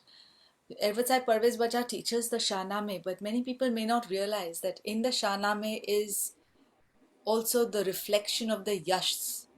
We have a lot of the traditional Daina that reflects itself through the stories of the Shahnameh. Anyway, Yes, Ervat Saib. yes. What Zarir has said, I took a concur. All the religions teaches us the same thing. One is to go to Lord Almighty, Bhagwan, Ishwar, Allah, Khuda, Tara, Auramasta, by different ways, by different roads. But one is to reach the same destination. The Sujit Abu of the last century, a high priest of the Vajrajataswaram, when we pray Jasam Yavangamasta prayer during the Navjot ceremony, he used to pray Jasam Yavangamasta, then he used to give a transmission to be recited by the child himself or herself, along with him, word by word. And he used to say, Maro Dharam, Mare Mate, for me, is Sarvati Buland, Sarvati Shresh, and Sarvati Unchoshi. Lord Almighty, in His infinite wisdom, has sent a different epoch of time, different gurus, different pagambars in this material world. Spiritual being in the form of a material human being, they are sent here for a missionary work to complete it, to inform the human being that if you follow according to this, the tenets of the so-and-so religion, you are born in so-and-so religion, you are brought up in so-and-so, you follow this. I agree with earlier speaker who says that my religion is superior than yours and yours is superior than me. Then it creates a hatred. All religions has got one same path. Everybody has to reach the same path, but through same goal, but to reach through the different paths. And that's what there is a saying by Kabir. Kabirji, Sant Kabir, Indian philosopher, he said once, Jab tu aayo jagat mein, when a child is born, sab hase tu roye. The child is always crying when the time of birth. जब तू आयो जगत में सब हंसे तू रोए करनी ऐसी कर चलो तू हंसे सब रोए do the such deeds in this world. Everybody can have tears in their eyes, but you go laughing to the creators once again. So what I mean to say, it is not what you earn in this world that is more important. What you carry with you, your goodness, that is most important. I'll just give you an example of in Iranian history. Firdosi says in the Shahnameh that Alexander, whom the historians and the history of the world says, the Alexander the Great. We Zoroastrian text does not call him Alexander the Great. The Zoroastrian books, the older books of 1,000 years, 2,000 years old books say Alexander the Accursed. Why? He conquered the world with the hands of brutality, and everybody was under his thumb. Nobody dared to say a word against Alexander, and that's why history has made him great. Against Alexander, there was a king called Cyrus the Great, Darius the Great. I'm teaching history, Iranian history also. Cyrus and Darius the Great were the kings, emperors, like today in the 200 years back we call in the British Empire, sun never sets in the British Empire. I'm talking to you about the ancient history of the Iran, where it was from, in the western side, it was from Danube, right up to the Indus Valley in the east of India. 28 nations were under the control of Darius the Great and Cyrus the Great. And at the Astodan, the ossuary, the resting place of Cyrus the Great, the inscription states, now see the contrast I'm saying, it is not the ego of a person, what I have conquered, what I will carry from here, and the superior and the best in the world. It is not to be like that. It is the Iranian trait. The religion teaches us right from the childhood. Hinduism teaches to the, or all the philosophy to the child born in the Hindu period. After 2000, 3000 years, another saint comes. It gives them the same thing, but in a different form to the people. People look after it. So Cyrus the Great on the inscription mentions, and it's worth noting, Alexander was asked to read the inscription, and he was on the vandalizing way coming back from Iran to Rome. He wanted to demolish that structure. He stopped his soldiers and asked him to read. And it was read, and what was written in his cuneiform inscription, it was written in the Persian cuneiform inscription, and what was written, I'll just say, quoted in English. Oh man, he conquered 28 nations from east to west, and he was the largest Persian empire under the sun and the richest on the earth. That man, that king of kings, Cyrus the Great, when he died, his ossuary, the monument, what it states, O man, whosoever thou art, from wheresoever you come from, I know you will come. He doesn't say, I am great. I am Cyrus, the founder of the Achaemenid Empire. Grudge me not. This little earth, 6 foot by 3 foot. Man requires 6 foot by 3 foot for his keeping him in the earth. Grudge me not. Grudge me not. This little earth that covers my body. Can you imagine? In spite of this, Alexander, when he died, Alexander died at the age of 33 in 323 BC. Very young he died, after conquering 3/4 of the world. And when he died, then at the time of his death, he realized that what he did was not good. That's why he told his generals to keep his arms open in his coffin to the world to see that here is the Alexander, the conqueror of the world, goes back without taking anything from this earth. That's why Firdaus in the Shahnameh says, Kaza, Kaza meaning the destiny. Kaza tari laine tune chali gai. Kaza, the destiny, takes you along with your destiny. Kaza tari laine tune chali gai. Sikandar gayo ha tabe khali le. When you come, you don't carry anything. When you go, you don't carry anything. Son, why so much pride in yourself? When you come, somebody gives you a bath, somebody clothes you. When you die also, 4 persons carry 1 person. Then why so much pomp and posh? And I think you must have read, as shown in the pictures, when the Queen Elizabeth died, the priest, the bishop said, now put down the crown from his coffin, down. Now put down these medals and medallions from her garment aside. She is just not even a queen, not even lady, or she is just plain Elizabeth. Nothing more than that. Everything you have to leave it here. You have come naked, one has to go naked. So then, that is the religious philosophy each and every religion teaches us. So man has to abide by, from the childhood, that should be inculcated in the minds of an individual. That's why one has to accept the reality of life. Nothing we can carry. We live for 100, 150, more maximum 120 or 10 or 120 years. Man's life is nothing. That's why in the Shahnameh it is said that this life in this world is a transitory life. Sarai se panch. Sarai meaning it's a wayside inn. It's a wayside inn. You come in 1910 and you go in 1990 after 80 years of life, you go back. So it's just a wayside inn. So we should not have pride in our A. We should feel humble. Humble man is always respected by anybody and everybody. Once, let me give you one small example, because I am a lecturer, I give all these examples.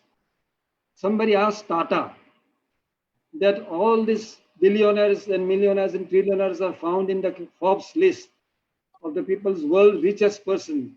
Tatas are never seen in the Forbes list of richest person in the world. Whereas in India, in the recent times, Ambanis and Adanis and so many this and that, they have become the richest person in the world. What is the reason? And the Tata said, being a Zoroastrian, being of a noble Aryan age, what is said? Sir, these people are businessmen. They are businessmen. I am an industrialist. I am an industrialist. They earn for themselves, whereas I give support and job to hundreds and thousands and lakhs of people. That is the message. Thank you. Thank you very much, Arvat Sahib Bajan, for explaining to us the meaning, in other words, of the word Vastarim, those who nurture others. We will Yes. have now comments from Mr. Rusbe Umrigar and Mr. Firdosh Mehta. Mr. Umrigar? He says, you can ask on my behalf. I just need to find, till I find Mr. Rusbe Umrigar's question, may I request Yazdi to unmute Mr. Firdosh Mehta, please? Another great teacher. Ji Firdosh, please go ahead.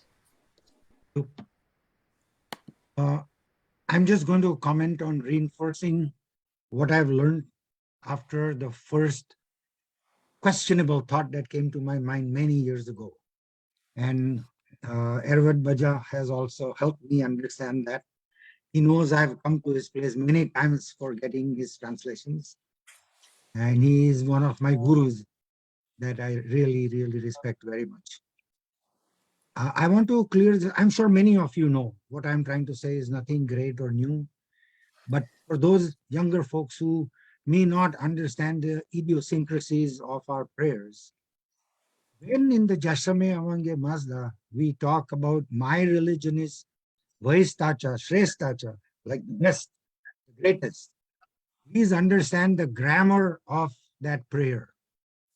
When you say my religion is the greatest and the best, the implied thought is for me.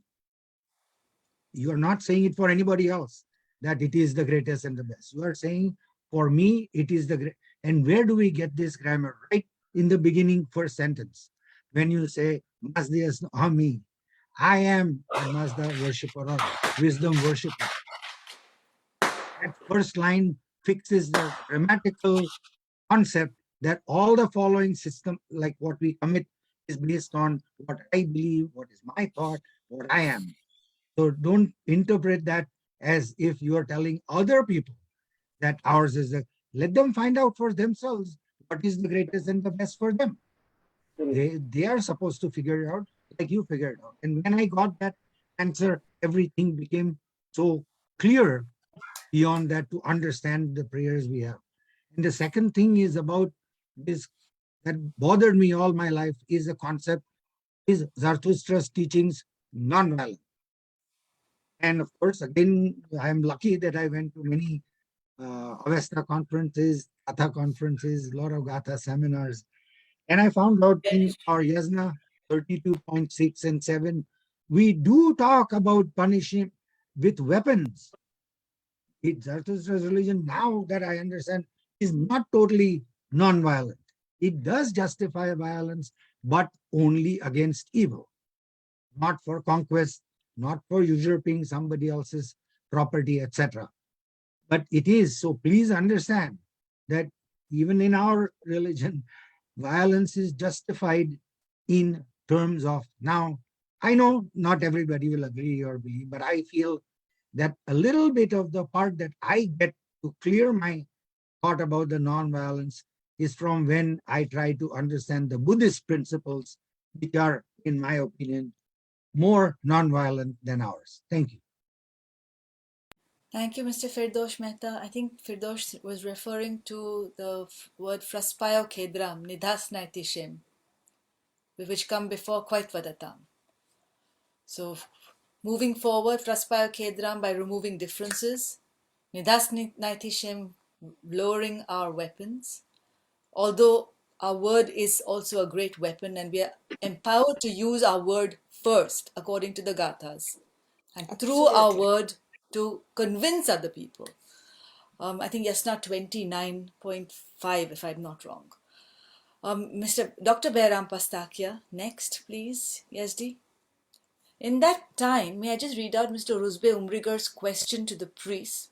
After I read out this question, please continue. Mr. Rusbe Umrigar has said, there used to be a time when Mobads and priests used to be teachers and doctors and philosophers. When did we lose this versatility in our Mobad community? We haven't lost it. We have an answer that we have not lost it. I agree. And Mr. Rusbe Umrigar, when you listen to the recording, we thank you for your question. Dr. Pastakia, please go ahead.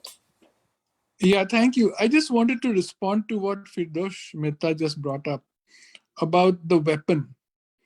And this relates to our agyaris, atashkades. These agyaris and atashkades are a form of art which conveys a message to the next generation. And if we look inside, we will find a sword, we'll find a mace. When the Nawar becomes, when the Nawar ceremony is done, the young boy is given a mace with a bull head, which comes from the ancient Iranian history of which you all know, that this is a militant religion. Zoroastrian religion is not a quiescent religion. In that aspect, I agree with Firdosh that we have to raise our weapon. But I would humbly submit that I agree with what Karishma just said, that the weapon is our word. If we do not speak up, then we are not following our Zoroastrian religion. When we see injustice, we are duty bound to speak up, and that is the weapon. And we have to be militant. However, what I humbly submit, I do not agree with that interpretation. If we take a look at, then of course I come back to Mahatma Gandhi. His weapon was non-violence. Nidasne Thisham means non-violence.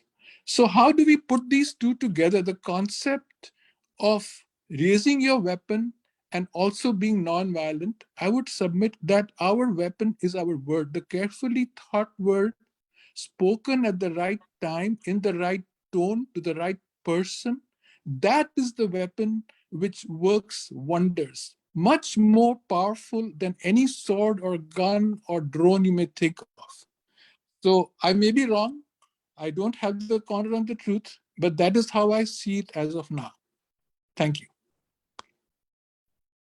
A very important point that before I hand over to Zari Sahib and then maybe Yazad Sahib and Parvez Sahib, in the Atash Nyayesh, we actually say that please empower me with the knowledge. So in the paragraph after we say Usmo Yuzarishwa, light my path, purify me, so that I can go on the concept of Erez, or the archer Eresh, the path. It's light my path. So our weapon of thought first, then word, is actually guided by Erezush Patho, the right path, to me. And we spray that in the Atash Nyayesh, in the phrase after Ushmo Yuzarishwaura. Please, Zarir Sahib, I think you raised your hand. Please go ahead, and then Firdosh, and then we'll close after that. Unless just a couple of, thank you, Karishma. Just a couple of points. What Dr. Parvez said, this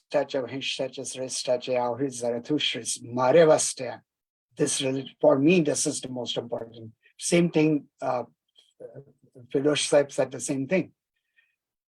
Now, in my religious class, many times I'm asked these questions, a couple of questions. One is about nonviolence, that you yourself, being a vegan or vegetarian, do you believe in nonviolence? And I always say, no, I do not believe in nonviolence. Why? Because your background is also in martial arts? No. And I would give them this example, that if I'm having a gun in my pocket, and if somebody walks in, like we have 50 people sitting here in the class, and somebody walks in with a machine gun, I would not have a second thought of drawing my gun and shooting that person. That is righteousness. Another one is about word. if in this class, if somebody comes with a gun asking for so-and-so person to kill him, is this person over here? And my answer would be, no, though, that person is in the class. No, he's not here. Have you seen him? No, I have not seen him. I would be lying, but that is the righteous word in the given situation. So this is how we use our own mind in a righteous manner in the given situation. And that is what the message of Zarathustrian Gathas is. Thank you.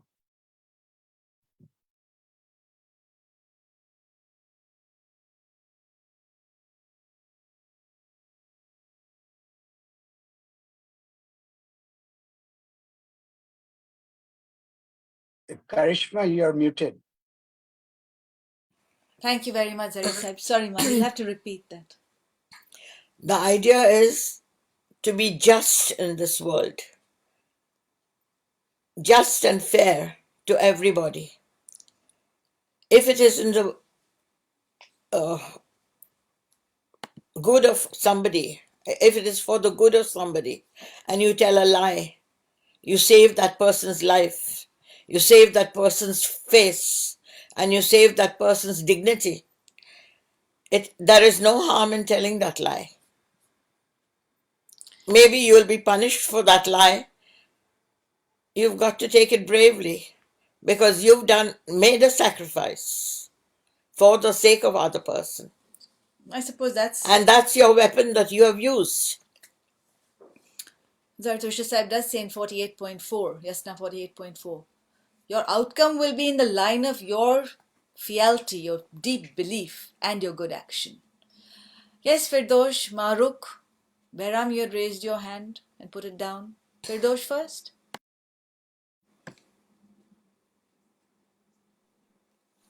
Okay, thank you. Just to continue that thought, I've had this discussion with Behram recently, quite a lot back and forth. But this one of the interpretations that is there of this Yasna 32.6, etc. And from Kangaji's translation, the sinner will be punished in a short time by means of weapons. And I was always intrigued by what is the meaning of this weapon. There is another interpretation of clarifying the weapon as a two-edged sword, a sword with both two edges. So I tried to wonder, what are these two edges we are talking about? And fortunately, at one of the Gatha conferences, Dr. Jaffrey explained to me that the two edges, one of which is what Karishma you just mentioned and others do, and that is the weapon of our words, the righteous word with which we try and change somebody who has been doing bad or sin. And the second edge that is even more important is the upbringing. So if you upbring the person in the righteous understanding and belief and living, just like the Zarathustri religion, then that's the two things we need to combat crime and violence. Thank you. To me, that extends through the Dinno Kalmo to spread the knowledge of the Zarathustri religion so that other people can experience that beauty. Maruk Tamboli, Dr. Maruk Tamboli. So we do say Din Berast Vadarost. So please go ahead. Maruk? Haji, so if we consider ourselves non-violent and we compare ourselves to Alexander, the fact is that Alexander did exactly what Cyrus did to build the empire. Right? He conquered other nations. Not entirely true. According to what I've understood from history, there are different perspectives and we may have a better interpretation from Dr. Sahib Edward Parvez Bajan. But the greatest idea is the sense of building synagogues after, I wouldn't say liberating, but to be able to go into a country and take over the regime with the thought of spreading righteousness and justice, and then building synagogues for the Jewish people to worship their way. So people say the Cyrus Cylinder is the first charter of human rights. I would disagree with humility. I would say the Gathas of Ashok Zarathustra are the first charter of human rights, Absolutely. which other people have implemented. But I will hand over to Ervat Sai Parvez Bajan now, please. But did the Babylonians ask for him to come into their country and take over the country and rule it? They didn't. He I do just not have wanted. that. Then I do not have that historical detail, but may I hand over to Parvez Bajan Sahib and thank you for your question, Dr. Tamboli. Parvez Sahib? Haji, what I understand from the question is that here the idea of the Persian Empire was under one sovereignty, all the people. It was a democratic empire, not ruled by one ruler, but not one religion was followed by the 28 nations. They were following their own beliefs, set of beliefs, whatever may be their religious beliefs, we do not know. There were Sumerians, there were Akkadians, there were Babylonians, there was Medians. All these people were there, Elamites. So what I mean to say is this, that our religion, Dastoji, Dr. Romisa Mirza's Outlines of Parsis is also mentioned. It is not like that that if somebody opposes somebody as a wrong thing, then it is you. It is a Zoroastrian. You have to stamp it the wrong thing, and you have to, as a Zoroastrian, you have to say for it. You have to speak about it. Similarly, Cyrus liberated the Jews from the captivity of the Babylonians, allowed him to go back to Jerusalem, built a temple of Solomon from the coffers of the Iranian, from the coffers. So that's what that is most important. And I think I may not be wrong, but if anybody knows better, please can you elucidate me? That here was a king of a origin of Iranian origin, who has been extolled and worshipped like in a Ezra, the book of gods in the Jewish community. Is only one instance of a person of a different faith following the Mazda worshipper, and always he says wherever inscriptions are inscribed in the Elamite, Old Persian, and Akkadian, these three types of inscription we teach at the BA and MA level at the University of Bombay. There he always starts the first paragraph. Each and every paragraph of Cyrus Darius the Great starts with a word. With the grace of our Master. With the grace of our Master. Thus said Darius, with the grace of our Master. I did this, I did that. Means and he liberated all the persons. Each and every individual has a place to rest, follow their own religion. Not only that, follow the religion, follow the language, follow the rights. That's why you may be surprised to know that you may not be aware of it.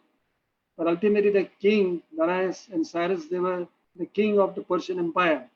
So in their kingdom, when there were many people who were employed in the kingdom, there were typists, scribes, writers of dictating the orders of the Persian king and all these things. So in those empires, there were non-Zoroastrian, non-Iranian employees who were there, who used to write in a language of their own, just like a person writes a shorthand. If they doesn't know shorthand, then he will write in English or Hindi or anything else, other language, similarly. So that's why these languages, words of Elamites, Sumerian, Akkadian, all these words have crept in to the Pahlavi language. And so these languages are known as, these words which are entered into the Pahlavi language is known as the ideograms. Like that, there are 400 to 500 ideograms. And the Pahlavi language has become so difficult, there is only 13 alphabets. That's why the students, when we teach them, they say, sir, how can we learn all these ideograms? I say to learn by heart, because when the dictates were given by the king and the scribes were non-Iranian, they used to write in their own vernacular language. And that's why we have to convert this into the Iranian language. Sorry, I think we've lost Parvez Sahib's audio temporarily, but I'll take a point that Ervat Porus Balsara has made here, saying Cyrus was considered to be a benevolent dictator. Absolutely, absolutely. Very true. That's And true. I think we're coming back to the original question now about empowering, oh no, it was about reducing hatred in the world. Let us now take, sorry, Parvez Sahib, do you want to say something? I No, can't no, hear thank you. us. Thank you. Thank you. Thank you. We have a very special request for you, other than the Hambandagi at the end, Ervat Sahib, Parvez. You have at least 3. I'm adding mine to it as well. Requests to start online Zoom classes, not just for the Zartushtis in India, but as our very respected Varadasturji Sahib says, Zartushtis are Zartushtis all over the world. So this is a request to you to please start online Zoom classes. I will support you as best I can. So will I. Please. Is Thank that you. a yes? Uh, Is that a yes? I'm no, but I'm so much involved in other my other day-to-day affairs in the not only the Gyari, but as you know, I'm attached to the University of Bombay teaching to the Indian Zoroastrian people. Not only Zoroastrians, there were so many non-Zoroastrians who are learning Avesta scriptures under me, under our institutions.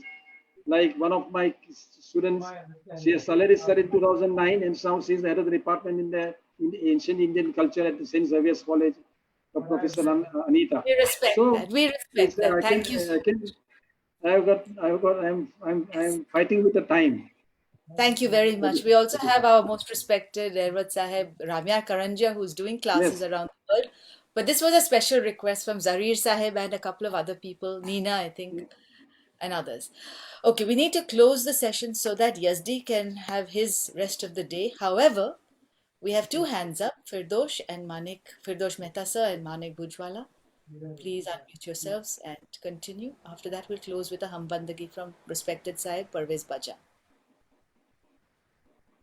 So I was going to respond in the on the question of comparing Alexander with Cyrus the Great, to say that, all kings, all emperors, have used violence, and they are not saints, or prophets, so they have their particular, intentions to create an empire, and bad things happen sometimes, But as Edward Bajan very nicely explained, there is a huge difference between how Cyrus ruled his empires, with secular, separation of state and church almost, that kind of policy, respecting all other religious groups and all that.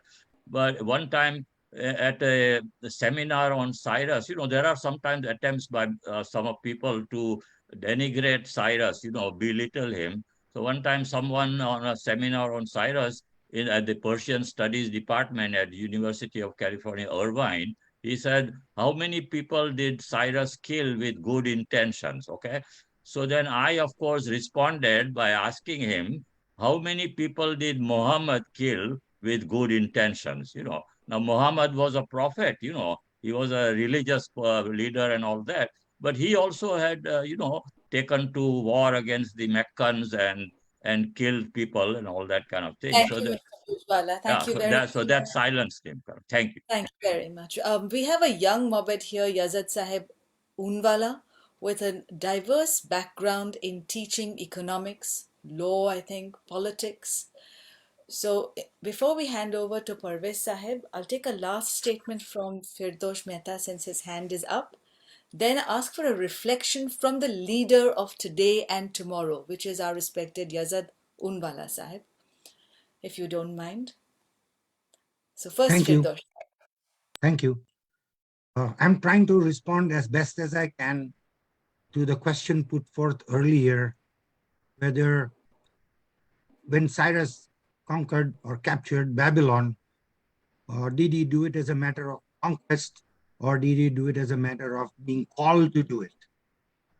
I know much of these references in our history are referenced in the Old Testament rather than in later Persian works. So I have an answer that I have read. I don't know how right or wrong it is, but it is from this book, which is the prophecy of Daniel. Prophet Daniel, in his book, talks about how cruel the, can you see it? And that is where this writing on the wall appeared at that time, that a Persian prophet would take over the country of the Assyrians, who were absolutely horribly evil people. And the things they did were so horrible that the people were just fed up and they wanted to be liberated. And yes, I think, no doubt in my head, Cyrus entered Babylon as a liberator, not necessarily as a conqueror. Thank you. Thank you very much, Firdosh Mehta. From Daniel. Thank you. And that brings us to the point that in the Cyrus cylinder, actually, Cyrus says, Marduk, the god of the Babylonians, guides me to liberate the people. And that also brings up the idea of what is secular. But that's a discussion for another day. There has been a wonderful dialogue hosted by the Zoroastrian Association of Washington, ZAMWI, on the 29th of October this year. If anybody would like the recording, when it does come out, I will be happy to send it to them with the permission of Dr. Behram Pastakia, who organized part of that session. Now, before we hand over for closure to Ervad Sahib, respected Dr. Parvez Bajan, may I have the wisdom of the youth to close the discussion? Ervad Sahib. Thank you. Thank you, Karishma. So my final takeaways are about that history. History is always written by the victor and never usually by the person who's lost. And then, but from today about truth and love, to uphold truth is necessary to uphold love. And if you have these two pillars, you can create order and rule with love, not with fear and violence.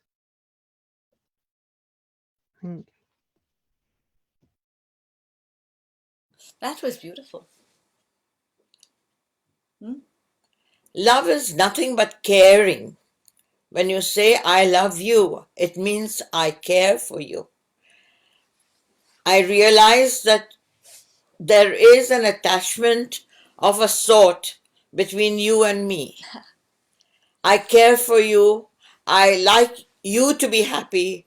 I like you to succeed. I like you to be better than me. Oh, wow. This is love. That is actually Yasna 51.6. Sakveni vezyemnabyo kainibyo mromi. Where Zarathustra is actually giving his guidance to his daughter Pauruchista. And that phrase comes in there. But for what? He says, to develop your good mind. In the light of Asha, you will get happiness. But how? You must outshine each other. Do better than each other in the quest of Asha, Bahumana, and then spread that in your family. Anyway, that was just a thought that came to my mind. We'll give back to Ervad Sahib Parvez Bajan to close the session.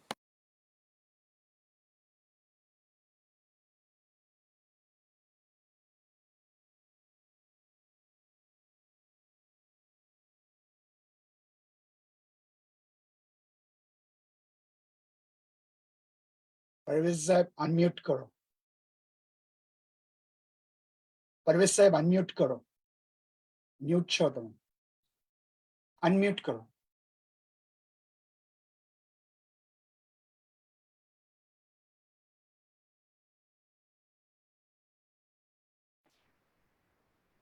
Hello, can you hear me? Aaji ave samjh.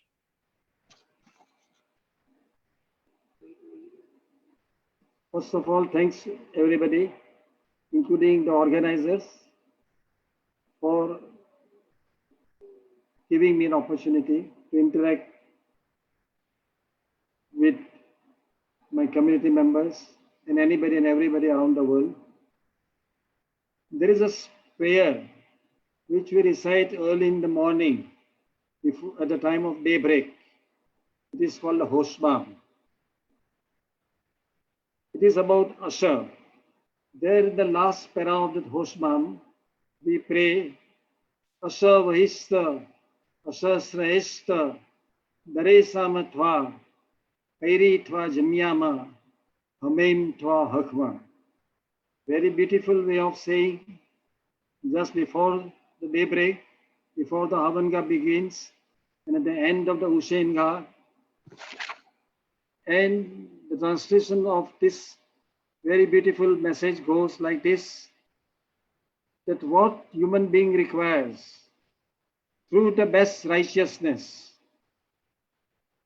through the excellent righteousness, O Aura Master, may we catch sight of thee, may we come near to thee, and lastly, the devotee says, may we attain to thy eternal friendship. So this is the message of Zarathustra to the humanity at large. Thank you very much. Thank you.